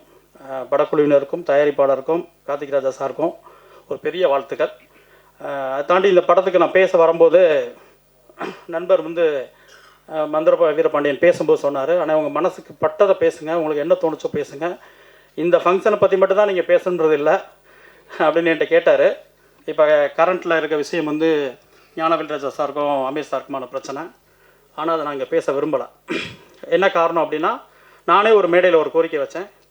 எந்த விழாவுக்கு வருகிறோமோ, எந்த பாடல் பற்றி பேசணுமோ, எந்த மியூசிக் டைரக்டர் பற்றி பேசணுமோ, எந்த டைரக்டர் பற்றி பேசணுமோ அவங்கள மட்டும் பேசுவோம். அந்த விழா சார்ந்து, அந்த களம் சார்ந்து, அந்த தளம் சார்ந்து வாழ்த்துவோம்னு சொன்னேன். ஸோ அதை நானே தொடர்ந்து கடைபிடிக்கணும்னு நான் நினைக்கிறேன். ஒரே ஒரு விஷயம் மட்டும் நான் சொல்லணுங்க விரும்புகிறேன். சுரேஷ் காமாட்சி அண்ணன் பேசும்போது சொன்னாங்க, அதாவது ஒரு புது டைரக்டர்ஸ் வந்து ஒரு 2 கோடி ரூபாய் ஒரு கதை சொல்லுவாங்க, அவளை இல்லை ப்ரொடியூசர் சொன்ன உடனே காம்ப்ரமைஸ் ஆகிட்டு 1.5 கோடிக்கு ஒத்துக்குருவாங்க. அந்த காம்ப்ரமைஸ் ஆகிறதுலையோ அந்த திட்டமிடல் இல்லாதனாலேயோ தான் நிறைய படைப்புகள் வந்து இங்கே சரியாக வரல அப்படின்னாங்க. என்னோட ஒரு சிறிய கோரிக்கை என்னென்னா, தயாரிப்பாளர்களுக்கு தான் ஃபஸ்ட்டு வந்து முதல் படம் கதை சொல்லக்கூடிய இயக்குனர்கிட்ட தயவு செஞ்சு பட்ஜெட் கேட்காதீங்க. அது பெரிய பட்ஜெட்டில் கொண்டு போகும் நான் சொல்லலை, அவங்களுக்கு தெரியாது. ஒரு கதையை கேட்கும்போது இந்த கதைக்கு என்ன செலவு பண்ணணும், யார் ஹீரோவாக இருந்தால் நல்லாயிருக்கும், யார் ஹீரோயின் இருந்தால் நல்லாயிருக்கும், யாரை வச்சு இதை கொண்டு போய் சேர்க்கத்தான் சூப்பராக இருக்கும், அவங்களுக்கு என்ன சம்பளம், மற்றபடி படம் எடுக்கிறதுக்கு என்ன வேணுன்றதுலாம் ஒரு இபிஓ ப்ரொடக்ஷன் மேனேஜர்ஸ் இருக்காங்க, அவங்களுக்கு தான் தெரியும். ஒரு நிச்சயமாக வந்து ஒரு முதல் பட இயக்குனருக்கு வந்து அந்த பட்ஜெட் தெரியாது. ஒரு லைட் மேனுக்கு என்ன சம்பளம் தெரியாது, ஒரு ப்ரொடக்ஷனில் இருக்கவங்களுக்கு என்னென்னு தெரியாது, ஒரு யூனியன் டிரைவருக்கு என்னன்னு தெரியாது, சத்தியமாக தெரியாது. அவங்களுக்கு ஒரு கதை இயக்க தெரியும், அவ்வளோதான். அவங்க நிறைய கஷ்டப்பட்டு ஒர்க் பண்ணி நிறைய படித்து நிறைய படங்கள் பார்த்து ஒரு தொழில் கற்றுக்கிட்டு அவங்க முதல் படம் இயக்கிறதுக்கான வாய்ப்புகளை தேடி வாழ்க்கையை தேடி தான் வந்து நிற்கிறாங்க. அவங்களுக்கு பட்ஜெட் என்னன்னு தெரியாது. நம்ம அவங்கள்ட்ட போய் கேட்கும்போது அவங்க என்ன சொல்கிறாங்கன்னா, ஒரு யூகத்தின் அடிப்படையில் தான் சொல்கிறாங்க. ஏன்னா தெரியாதவங்கள்ட்ட போய் கேட்டு எப்படி நீங்கள் தெளிவுபடுத்திக்க முடியும்? நிச்சயமாக தெளிவுபடுத்த முடியாது. ஸோ அவங்க ஏதோ மனசில் பட்டா சொல்லுவாங்க, அங்கே தவறுகள் நிச்சயமாக நடந்துருது. அது வந்து ஒரு தயாரிப்பாளராக இந்த கதையை பண்ணணுமா வேண்டாமா, பண்ணுனா எவ்வளோவுக்கு பண்ணனா நல்லாயிருக்கும், இதுக்குள்ளே பண்ணால் தான் இதுக்கு சேஃபு அப்படின்றது அதுக்கான ஆட்கள் இருக்காங்க. ஒரு ப்ரொடக்ஷன் மேனேஜர் இருக்காங்க, அந்த டீம் இருக்குது, ஃபினான்ஷியல் டிபார்ட்மெண்ட் இருக்குது. இது அது வந்து அவங்க தான் தீர்மானிச்சுக்கணும். முழு கண்ட்ரோலையும் ப்ரொடியூசர்ஸ் வச்சுக்கணும்னு தான் நான் சொல்கிறேன். அதை விட்டுட்டு அதை வந்து ஒரு முதல் இயக்குனர் மேலே, முதல் பட இயக்குனர் மேலே வந்து செலவு பண்ணிட்டான், அது பண்ணிட்டான், இது பண்ணிட்டான் அப்படின்னு சொல்லி மொத்தம் அவங்க வாழ்க்கையை காலி பண்ணி அவங்களோட ஃபியூச்சர்ஸ் எல்லாம் அப்படி மொத்தமாக எடுத்துகிட்டு போகிறது வந்து அது சரியாக இருக்குல்ல. ஏன்னா அது தெரியாதவங்கள்ட்ட போய் நம்ம கேட்குறது, வழி தெரியாதவங்கள்ட்ட போய் வழி கேட்டுட்டு உட்காந்து எப்படி சொல்ல முடியும்? நிச்சயமாக முடியாது. அவங்களுக்கு படம் எடுக்க தெரியும், அழகாக ஒரு கதை சொல்லணும்னு ஆசைப்பட்றாங்க, அதுக்கு போராடுறாங்க. ஸோ அவங்களுக்கு வேண்டியதை, கதைக்கு என்ன வேணுமோ அதை கொடுத்துட்டு, அது ஒரு தயாரிப்பாளரை முழு ரெஸ்பான்ஸ் அவங்க எடுத்துக்கிட்டு அவங்க கண்ட்ரோலில் வச்சுக்கிட்டு ஒவ்வொரு படத்தையும் கொண்டு போய் சேர்க்கும்போது இன்னும் ஒரு இயக்குனருக்கும் ஒரு தயாரிப்பாளருக்கும் ஒரு சுமூகமான உறவு இருக்கும். அது படம் முடிகிற ஸ்டேஜில் வந்து நிச்சயமாக ஒரு தயாரிப்பாளருக்கு இயக்குனருக்கு சண்டை வந்துடுது. ஏன்னா 1000 தப்பு இருக்குது, யாரோட தப்பு பண்ணுறாங்க, எதுலேயும் ஊழல் நடக்குதாங்க, ஷூட்டிங்கில் லொக்கேஷனில் வந்து எங்கெங்கேயும் நடக்குது. ஆனால் மொத்த பழியும் ஒரு இயக்குனர் மேலே தான் வந்து நிற்கிது கடைசியில். அது வந்து ஒரு பழி சுமந்துக்கிட்டு மொத்த வாழ்க்கையும் இழந்துட்டு நிறைய இயக்குனர் போயிட்டுருக்காங்க. அது வந்து தயாரிப்பாளர் ரெஸ்பான்ஸ் எடுத்துக்கிட்டு அவங்க கரெக்டான டீம் வச்சு ஒவ்வொரு நாளும் ஒவ்வொரு நகர்வையும் அவங்க கண்காணித்து, ஏவிஎம் சரண் சார் இல்லையா, எவ்வளோ படங்கள் பண்ணியிருக்காங்க, அவங்க போட்ட பட்ஜெட்டில் முடிஞ்ச வரைக்கும் அவங்க படங்களில் வந்து அவங்க கண்ட்ரோல் பண்ணி கொண்டு போகிறாங்க. அது சரி தாண்டி போகுது, ஆட்கள் சரியில்லை அப்படின்னு தோணும்போது அவங்க அதை நிறுத்திக்கிறாங்க. படங்கள் எடுக்கிறதே கொஞ்சம் ஸ்லோ பண்ணிட்டாங்க. அந்த மாதிரி அவங்க எல்லா தயாரிப்பாளர்களும் ஃபுல் ரெஸ்பான்ஸ் அவங்க எடுத்துக்கணும், கண்ட்ரோல் அவங்க வச்சுக்கணும். இயக்குனர்களை இயக்கத்துக்கு மட்டும் பயன்படுத்துங்க, அதுதான் மிக சிறந்ததாக இருக்கும் நான் நம்புகிறேன். நன்றி. எல்லாருக்கும் வணக்கம். இது ஒரு வாழ்த்து மேடை. மந்த்ரா வந்து ஏற்கனவே டைரக்டர் ஆனவன். ஒரு 6-7 வருஷத்துக்கு முன்னாடி ஒரு படம் ஆரம்பித்து அது ட்ராப் ஆகி படம் நடக்கலை அந்த படம். அதுக்கப்புறம் பல போராட்டத்துக்கு அப்புறமா இந்த கதையை எடுக்கிறான். அதான் தெரியும். என்கிட்ட ஒர்க் பண்ணிவிட்டு அப்படி அடுத்தது பாலா சார்கிட்ட போய் ஒர்க் பண்ணான். முதல் படம் எடுத்து பாதியில் வராமல் இருக்கிறவனுக்கு இருக்கிற வலி வந்து யாராலையுமே வெளியில் சொல்ல முடியாது. அது ஒரு பெரிய வலி. அந்த போராட்டத்துக்கு அப்புறமா அடுத்து ஒரு படம் எடுக்கிறான்னா வியாபார ரீதியாக ஒரு படம் வரும். இது அவங்களுக்கு சேஃபாக இருக்கணும், இவங்களுக்கு சேஃபாக இருக்கணும், இவங்களுக்கு கொடுக்கணும், இப்படி கொடுத்தோம் நம்ம தப்பிச்சிடணும் அப்படின்றது ஒரு திங்க் இல்லாமல் இப்படி ஒரு படத்தை எடுத்ததுக்கு ஃபர்ஸ்ட் ஆஃப் ஆல் அவனுக்கு பெரிய ஒரு வாழ்த்துக்கள், பாராட்டுக்கள். அந்த படத்துக்கு அவனுக்கு ஒரு பேக் போனாக இருந்து எடுத்த அந்த ப்ரொடியூசர் அவருக்கு மிகப்பெரிய வாழ்த்துக்கள். இதுதான் தைரியம், இதுதான் வெற்றி அடையும். சினிமாவில் ஒரு லக் இருக்குது. ஒரு எப்படின்னா ஒரு டைட்டில் சேஞ்ச் ஆச்சுன்னா அது திடீர்னு ஏதாவது ஒன்று மாற்றி பண்ணிடும். அந்த மாதிரி இந்த படம் காம்ப்ளெக்ஸ்லேருந்து இப்போ மதிமாறனா மாறி இருக்குது. ஏதோ ஒன்று பண்ணும், அது மட்டும் தெரியுது. தென் இன்னொன்று வந்து இந்த கல்லனை நம்பு குள்ளனை நம்பாதுன்னு ஒன்று சொல்லுவாங்க. அது ஏன் அப்படி சொல்கிறாங்க அப்படின்னா, நானே குள்ளன் தான். என்னோட உயரமாக இருக்கிற பசங்களுக்கு நான் குள்ளன் தான். என் ஃப்ரெண்ட்ஸுக்கு வந்து என்னை குள்ளன் தான் கூப்பிடுவானுங்க. கல்லனை நம்பு குள்ளனை நம்பாதன்னாக்கா அவனுக்கு எல்லாரை விட அந்த குள்ளை வந்து மிகப்பெரிய ப்ரில்லியண்ட்டாக இருப்பான்.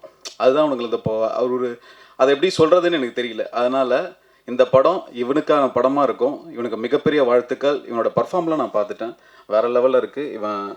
இவனோட ஸ்டேஜ் பெரிய ஸ்டேஜாக இருக்க போது அதுக்கு என்ன வாழ்த்துக்கள். அப்புறம் மேடையில் வந்தவங்க எல்லாருக்கும் என்னுடைய வாழ்த்துக்கள். நிறைய பேர் பேசணும். தேங்க்யூ. வணக்கம். நான் இந்த படம் நடிக்கலை, அண்ணன் சொன்ன மாதிரி வாழ்த்து சொல்கிறதுக்கு தான் வந்திருக்கிறேன். சீக்கிரமாக கூப்பிடுங்கன்னு சொன்னதுக்கு இவ்வளோ சீக்கிரமாக கூப்பிட்டதுக்கு ரொம்ப நன்றி கவிதா மேடம்.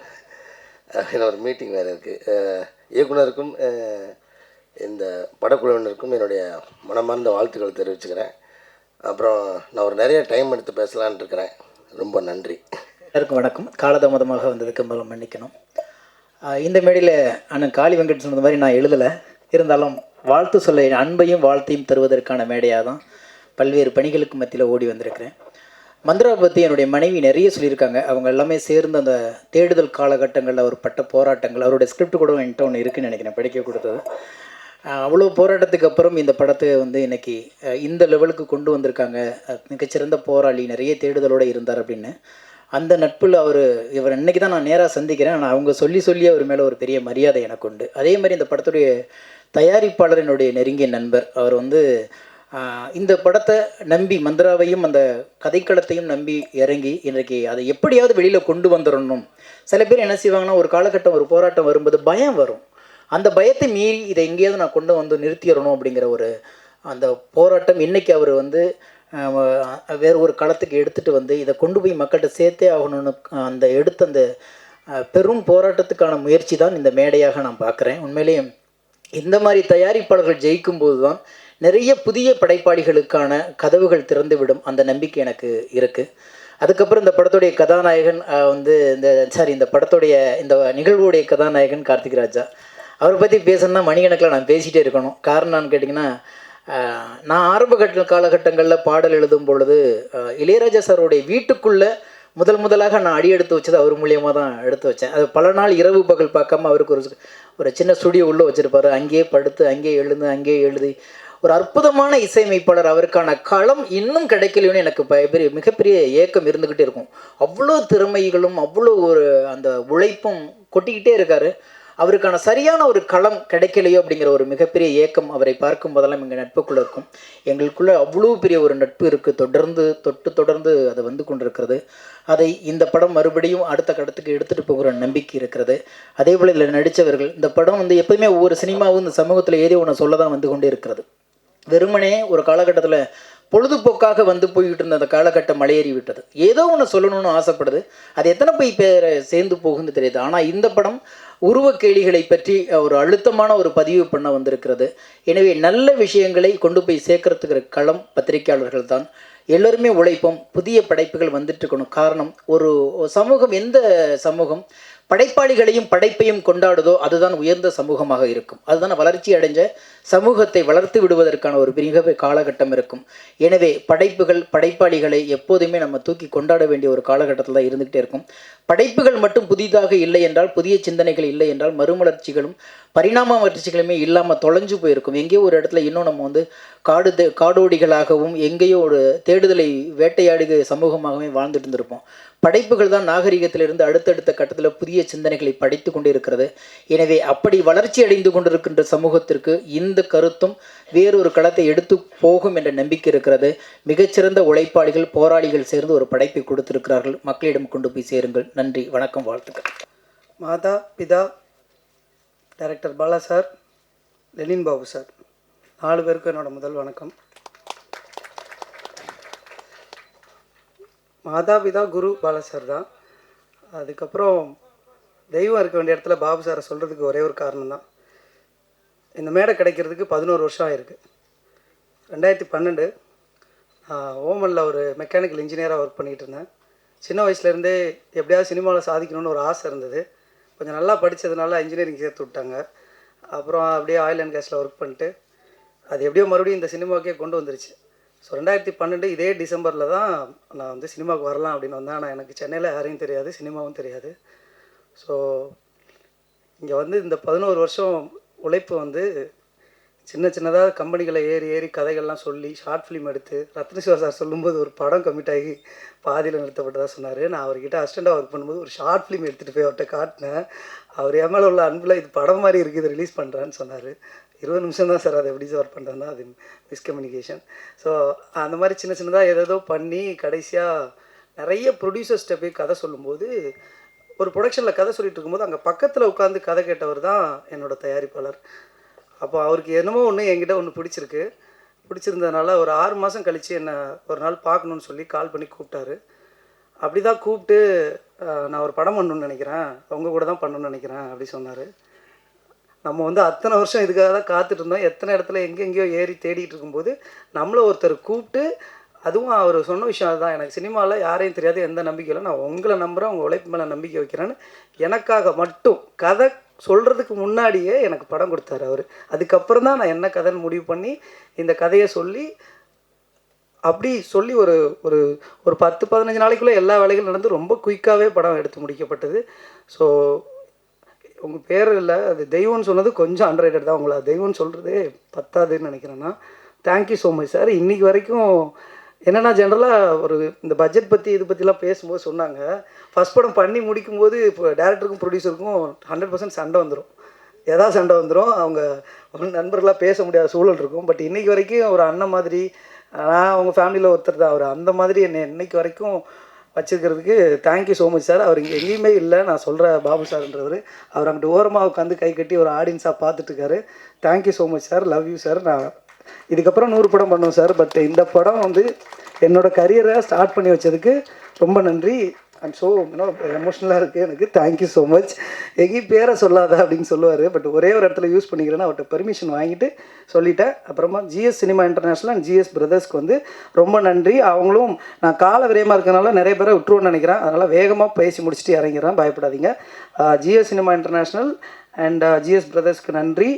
அப்புறம் இந்த மாதிரி ஒரு கண்டென்ட் ஓரியன்டான ஒரு மூவியை வந்து ஜென்ரலாக ஒரு ஹீரோ இருக்காங்களா, என்ன ஹீரோயின், ஒரு ப்ராஜெக்டாக செட்டப்பாக இருக்கா, இதான் பட்ஜெட்டா, ஓகே இதை ரிலீஸ் பண்ணால் லாபம் கிடைக்கும் அப்படின்ற மாதிரி மட்டும் படங்கள் பார்த்து அதை வாங்கி ரிலீஸ் பண்ணுற டிஸ்ட்ரிபியூட்டர்ஸ் மத்தியில் பாப்பின் ஸ்டுடியோஸ் இது அவங்களோட ஃபஸ்ட்டு ப்ராஜெக்ட்டு. ஃப்யூச்சரில் அவங்க நான் அடித்து சொல்கிறேன், அவங்க தமிழ் சினிமாவில் தவிர்க்க முடியாத ஒரு டிஸ்ட்ரிபியூஷன் கம்பெனியாக இருப்பாங்க. இந்த மாதிரி ஒரு கண்டென்ட்டை பார்த்துட்டு எங்களுக்கு இந்த படம் தான் ஃபஸ்ட்டு படமாக இருக்கணும், இப்போயே ஒரு 4-5 படம் வாங்கி வச்சுருக்காங்க, பட் இந்த படம் தான் ஃபஸ்ட்டு படமாக இருக்கணும்னு சொல்லி இந்த ஒரு சொல்கிறது ஒரு கதாநாயகனாக பெரிய கதாநாயகன் இல்லை, அப்படி இருக்கிற ஒரு படத்தை வந்து இவ்வளோ அழகாக ஒரு பப்ளிசிட்டி பண்ணி கொண்டு போகிறாங்க. பாப்பின் ஸ்டுடியோவுக்கு என்னோடய மனமார்ந்த நன்றிகள். நீங்கள் இல்லைனா இது சாத்தியம் இல்லை. Thank you so much Poppin Studios. And Mathimaran coming to story. எனக்கு சின்ன வயசுலேருந்தே எப்போவுமே ஒரு சின்ன காம்ப்ளெக்ஸ் இருக்கும் மனசுக்குள்ளே. காம்ப்ளெக்ஸ்னோன்னா ரொம்ப தாழ்வு மனப்பான்மை அந்த மூடு இல்லை.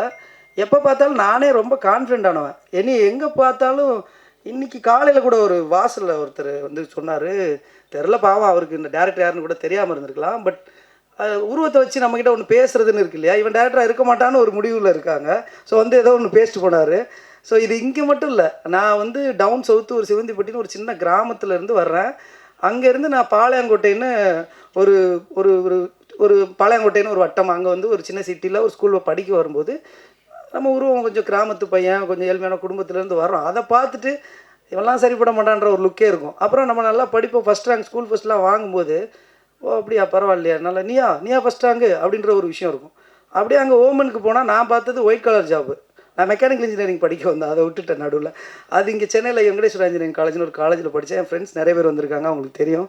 அங்கே போனாலும் எனக்குள்ளே அப்படி தான் இருக்கும். பட் இது எனக்கு எங்கேயும் தாழ்மனப்பான்மை உருவாக்கலை.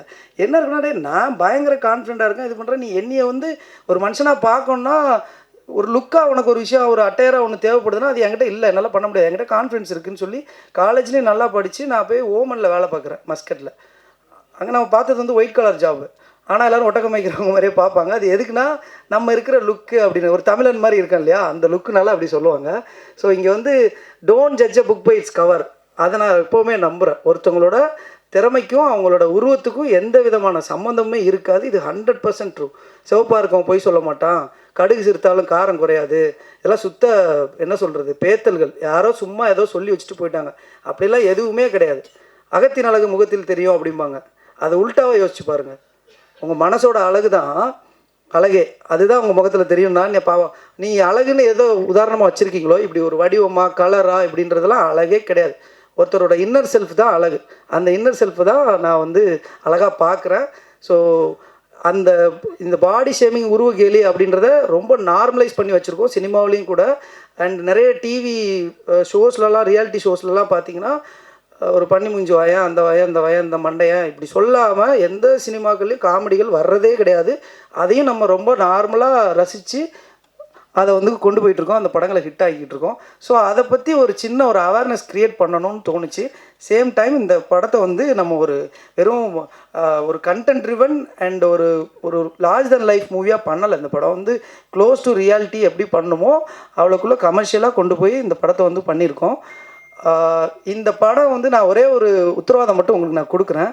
எங்களால் முடிஞ்ச அவ்வளோ எஃபர்ட்டையும் போட்டு ஒரு நல்ல கண்டென்ட் ஃபிலிம் எடுத்துட்டோம். நீங்கள் கொடுக்குற 100 ரூபா 160 ரூபாய்க்கு நீங்கள் படம் பார்த்துட்டு வரும்போது ரொம்ப திருப்தியாக வருவீங்கன்ற உத்தரவாதம் நான் கொடுக்குறேன்.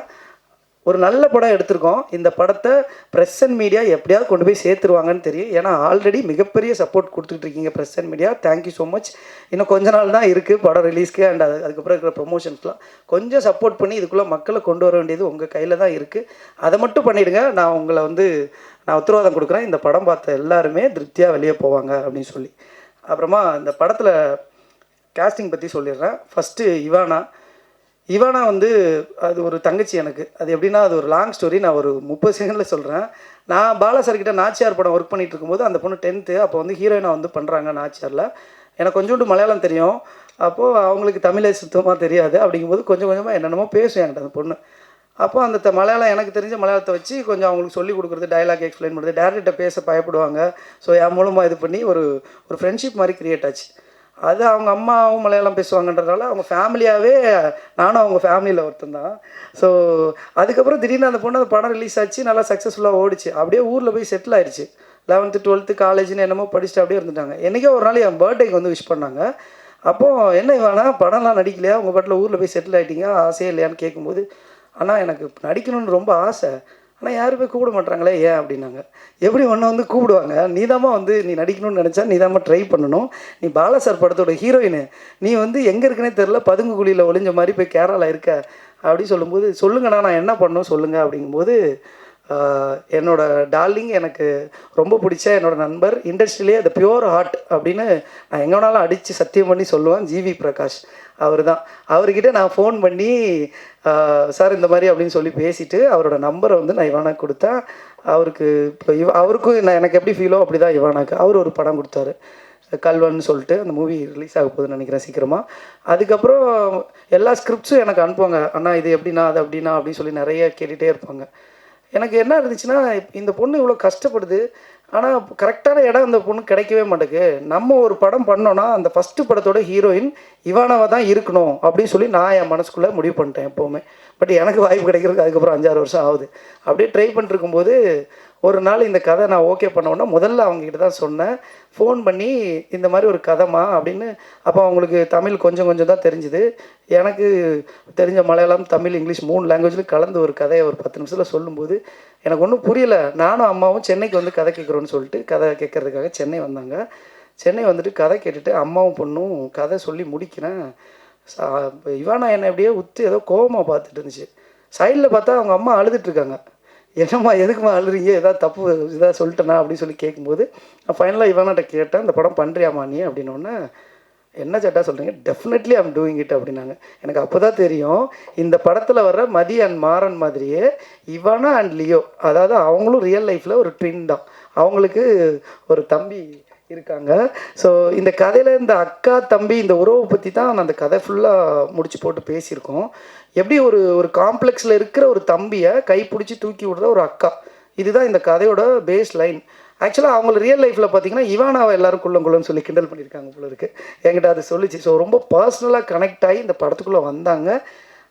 அப்போது என் ப்ரொடியூசர் கூட என்கிட்ட சொன்னார், மந்த்ரா நம்ம படத்தில் ஹீரோ வந்து யாருன்னு தெரியாத புது பையனை வச்சு பண்ணுறோம், டெக்னீஷியனாக நீங்கள் எல்லாருமே சவுண்டாக போட்டிங்க, பட்டு ஹீரோயினாக பண்ணுற இப்போ இவானா வந்து கொஞ்சம் இப்போ தானே வர்றாங்க அப்கமிங்லாம், கொஞ்சம் பெட்டரான ஒரு ஃபெமிலியரான கேரக்டர் இப்போ யாராவது ஒரு ஆர்டிஸ்ட்டை போடலாமேன்னு சொல்லி என்கிட்ட கேட்கும்போது நான் சொன்னேன், சார் நம்ம படம் ரிலீஸ் ஆகும்போது இந்த இவானான்ற பொண்ணு பெரிய ஸ்டாராக இருப்பாங்கன்னு அப்போ சொன்னேன் நான். அது இன்றைக்கி உண்மையாயிடுச்சு. ஏன்னா நம்ம படம் பண்ணிகிட்டு இருக்கும்போதே சைமல்டேனியஸாக த்ரூ ராஜி சார் எங்கள் இபி மூலமாக ப்ளஸ் அந்த Love Today cameraman I think அவர் ஃபோட்டோஸ்லாம் பார்த்துட்டு சிகாட் சூப்பரான ஒரு டான்ஸ் பண்ணியிருப்பான் அந்த பையன். அது பார்க்கும்போது நல்லா இருக்கு, எனக்கு எதுவுமே புரியல, பட் ஏதோ பயங்கரமாக ட்ரெண்டியான ஒரு வீடியோ பார்த்துருந்தேன், அவ்வளோதான். அதுக்கப்புறம் இந்த கதை கமிட் ஆனதுக்கப்புறம் எனக்கு வந்து ஒரு ஹீரோவை டுவார்ஃபாக சிஜி பண்ண வைக்கிற அளவுக்கு பட்ஜெட் இல்லை. ஸோ அப்போ வந்து ஒரு ரியல் லைஃப் டுவார்ஃபே நம்ம இந்த படத்தில் கமிட் பண்ணலாம் ஹீரோவான்னு சொல்லும்போது, ஜாஃபர் இப்போ உங்கள் எல்லாருக்கும் தெரியும் விக்ரம்லாம் நடிச்சிட்ருக்காரு, ஜாஃபர் வந்து கதை கேட்டு அவர் பண்ணுறதா இருந்தது. அப்புறம் அவருக்கு விக்ரம் அந்த படங்கள்லாம் கொஞ்சம் டேட்ஸ் இஷ்யூனால அவர் பண்ணலை. அப்போ நான் போய் இந்த படமே ட்ராப்பு அப்படின்னு சொல்லி, ஏன்னா அந்த கேரக்டர் யாருமே பண்ண முடியாது, அது ரியல் லைஃபாக ஒருத்தங்களை கண்டுபிடிக்கிறது ரொம்ப கஷ்டமாக இருந்தது.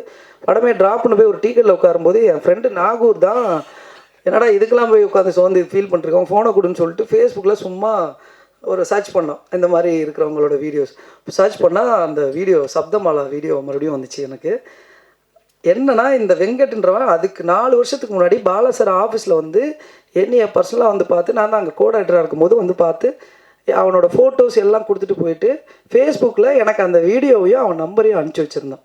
ஸோ நான் பார்த்தோன்னே எனக்கு ரொம்ப ஹாப்பி ஆகிடுச்சு. உடனே அவனுக்கு ஃபோன் பண்ணேன். மறுநாளே எங்கே இருக்கிறான்னா, நான் இருந்து அதே அசோக் பில்லரில் தான் இருந்தான். மறுநாளே வந்தான், அவன்கிட்ட பேசினேன். அதுக்கு அடுத்த நாளே ப்ரொடியூசரை மீட் பண்ணேன். அடுத்த நாளே சைன் பண்ணி அவன் தான் ஹீரோவை கமிட் ஆகி அட்வான்ஸ் வாங்கிட்டு போயிட்டான். நெக்ஸ்ட் மந்த்லேருந்து ஷூட்டிங். இப்படி தான் இருந்துச்சு அவனுக்கு வாய்ப்பு கிடச்சிது.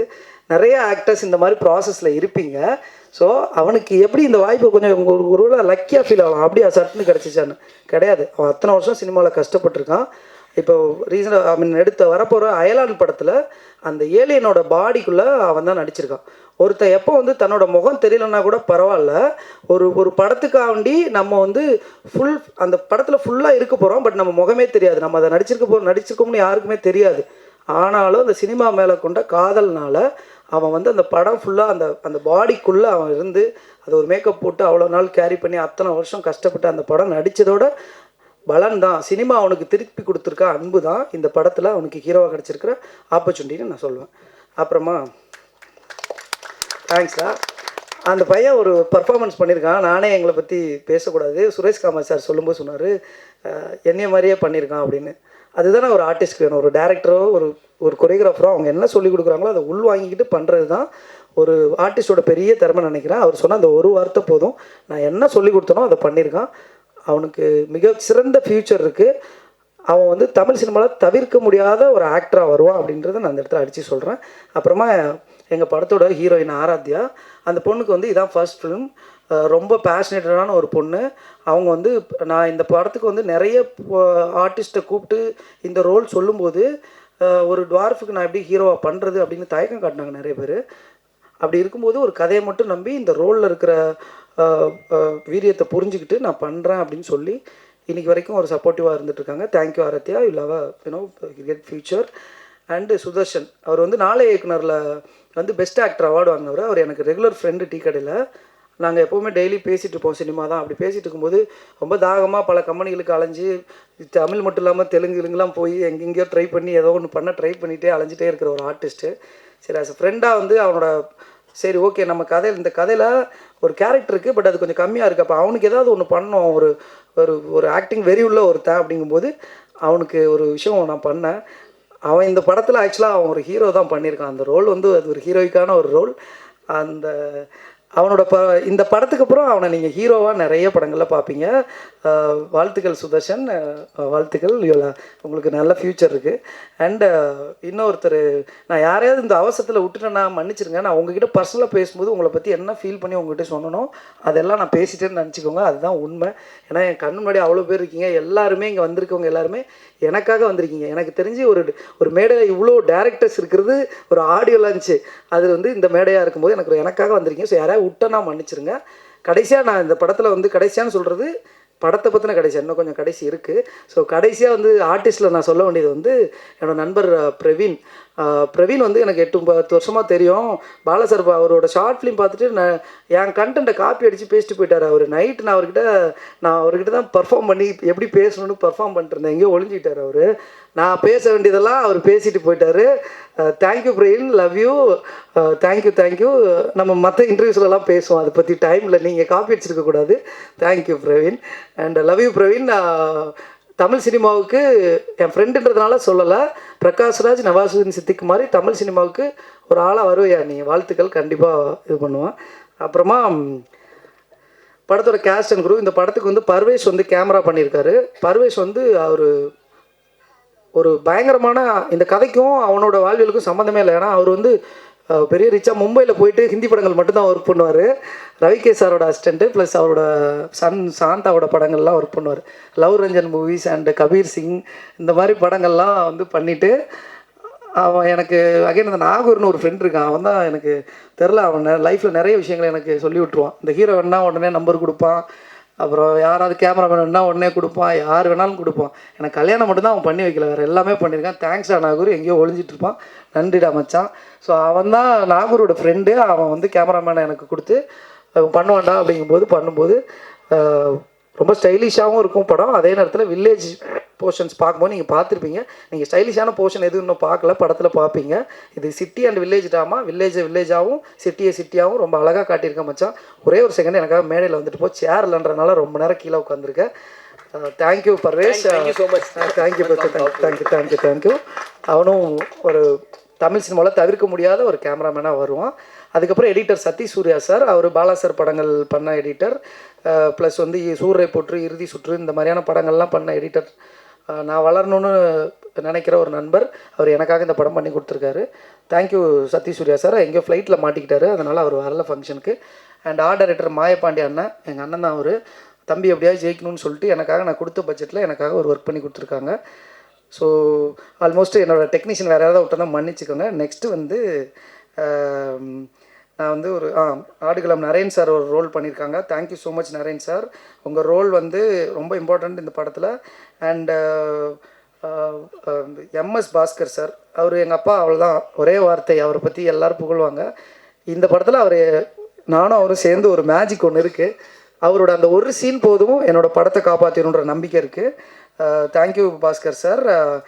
அண்ட் கேமராமேன், எடிட்டர் எல்லோரும் சொல்லிட்டேன், சுதர்ஷன். அண்ட் ஃபைனலாக இந்த விழாவோட நாயகன், அவரை பற்றி எங்கேயும் சரி கம்மியாக தான் பேசுவாங்க, இந்த விழாலையும் கம்மியாக தான் பேசியிருக்காங்க. அது என்னன்னு தெரியல.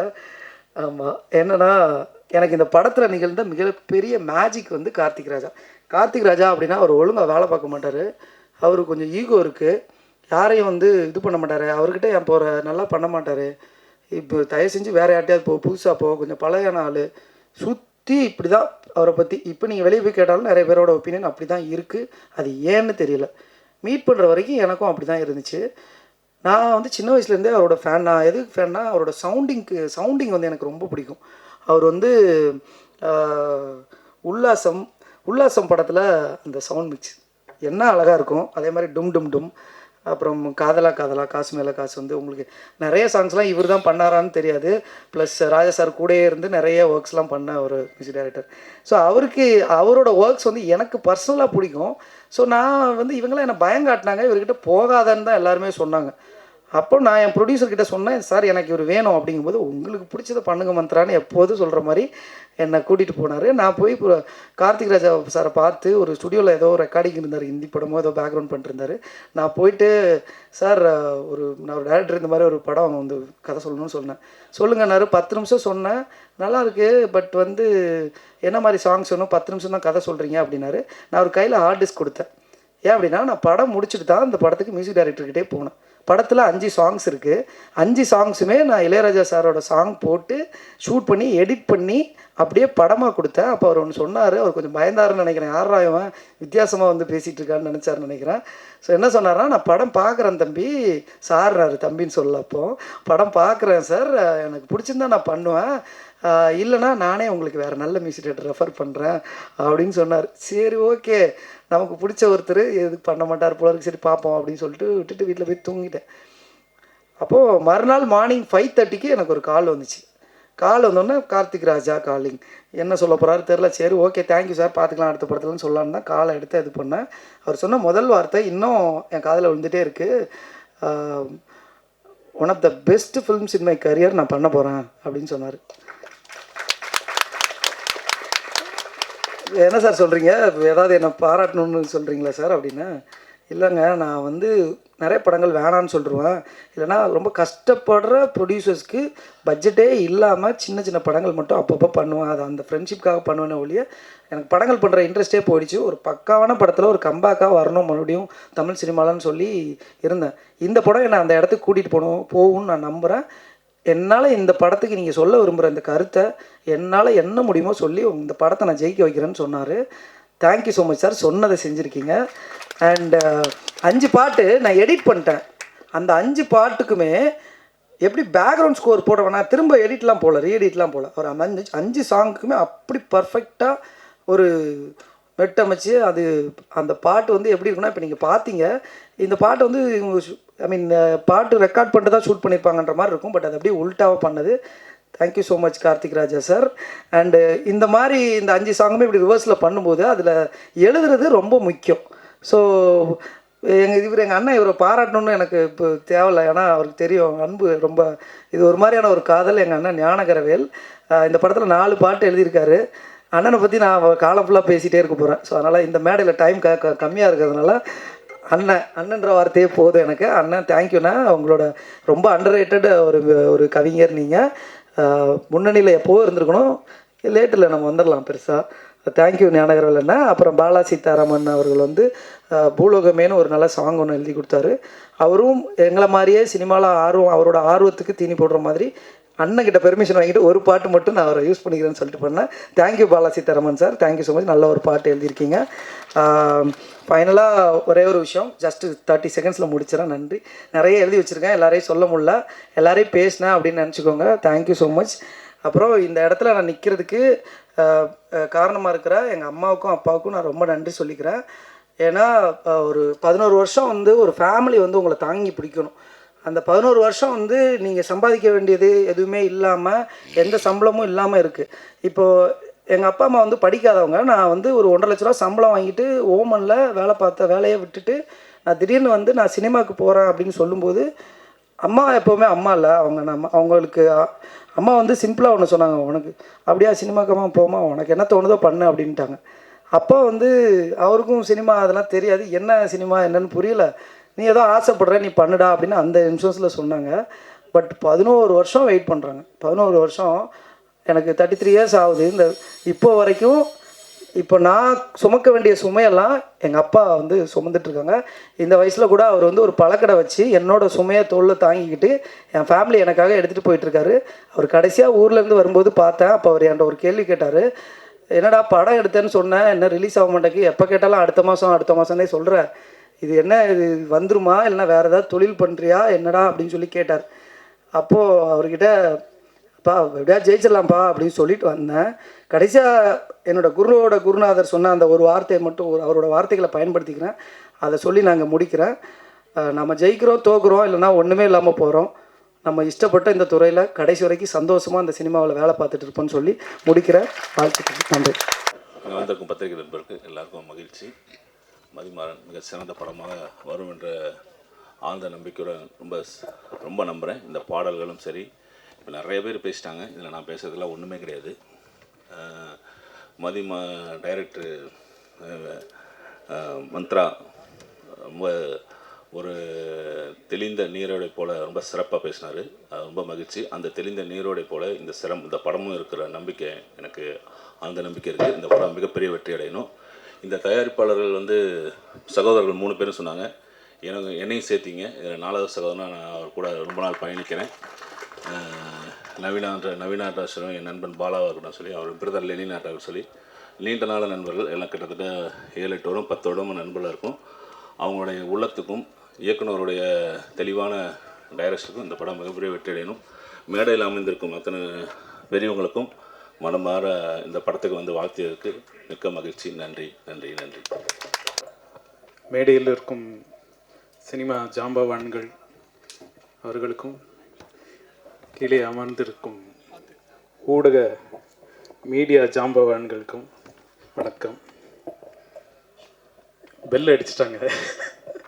ஸோ எனக்கு இந்த படம் நல்லா வருங்கிற ஒரு நம்பிக்கை எப்படி இருக்குன்னா, காலையில் தற்செயலாக நம்ம ஓதுவர் ஃபோன் அடித்தார், நீங்கள் உடனே இந்த ஃபங்க்ஷனுக்கு வாங்க அப்படின்னு சொல்லி. அவர் ஊருக்கு கிளம்பிட்டு இருந்தார். ஓதுவர்னா அவர் வந்து டெய்லி அண்ணாமலையார் முன்னாடி பாடிட்டுருக்கிறவர். அவர் வாழ்க்கையிலேயே ரொம்ப கொடுத்து வச்ச ஒரு உயிர்.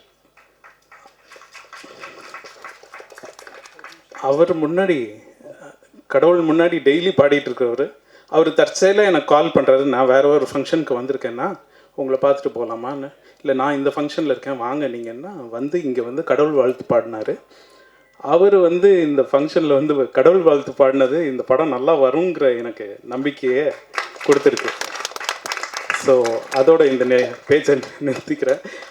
நம்ம ப்ரொடியூசர் வாங்க, தயவு செஞ்சு நீங்கள் கீழே வாங்க sir please. Lenin Babu sir,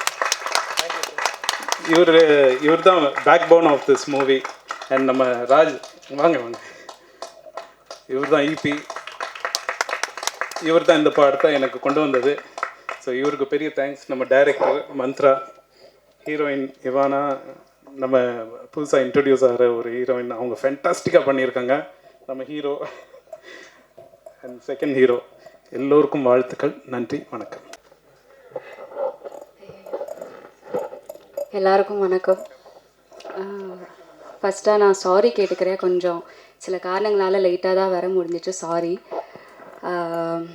actually எனக்கு தெரிஞ்ச என்னோடய டீம் இப்போது ரொம்ப ஹாப்பியாக இருப்பாங்கன்னு நினைக்கிறேன். என்னென்னா ஆல்மோஸ்ட் ஆஃப்டர் 3 இயர்ஸ் இந்த படம் ரிலீஸ் ஆகுது. நாங்கள் 2021 ஸ்டார்ட் பண்ணது, ஷூட்டிங் எல்லாம் முடிச்சுட்டு கொஞ்சம் நாளாக ரிலீஸுக்காக வெயிட் பண்ணிகிட்டு இருந்தோம். ஸோ லவ் டுடே எல்ஜிஎம்க்கெல்லாம் ரொம்ப முன்னாடி பண்ண படம் இது. And finally Mathimaran is getting released. And நாங்கள் எல்லோரும் ரொம்ப ஹாப்பியாக இருக்கோம். இதில் எனக்கு தெரிஞ்ச மந்த்ரா சேட்டன் தான் எல்லாரையும் விட ரொம்ப ரொம்ப ஹாப்பியாக இருப்பாங்க. ஏன்னா எனக்கு நாச்சியார் டைம்லேருந்து அவங்கள தெரியும். அப்போ வந்து பாலு சாரோட ஏடியாக ஒர்க் பண்ணிட்டு இருந்தாங்க. ஸோ நாச்சியார் பண்ணும்போது அவங்க சொன்ன மாதிரி எனக்கு தமிழ் சுத்தமாக தெரியாது, அவங்களுக்கு மலையாளம் தெரியும். ஸோ அந்த கம்யூனிகேஷன் எல்லாம் அவங்க இருந்ததுனால தான் எனக்கும் கொஞ்சம் ஈஸியாக இருந்துச்சு.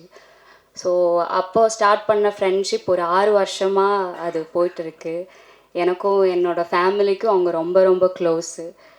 அண்ட் நாச்சியாருக்கு அப்புறம் எனக்கு வந்து இண்டஸ்ட்ரி பற்றி அவ்வளோ நாலேஜ் எல்லாம் இல்லை. லைக் எந்த மாதிரி படம் பண்ணணும், இல்லை எப்படி டிசிஷன்ஸ் எடுக்கணும், ஒன்றுமே தெரியாது. ஸோ அந்த டைம்லலாம் மந்த்ரா சேட்டன் தான் எனக்கு ஒரு வெல்விஷராக இருந்தாங்க.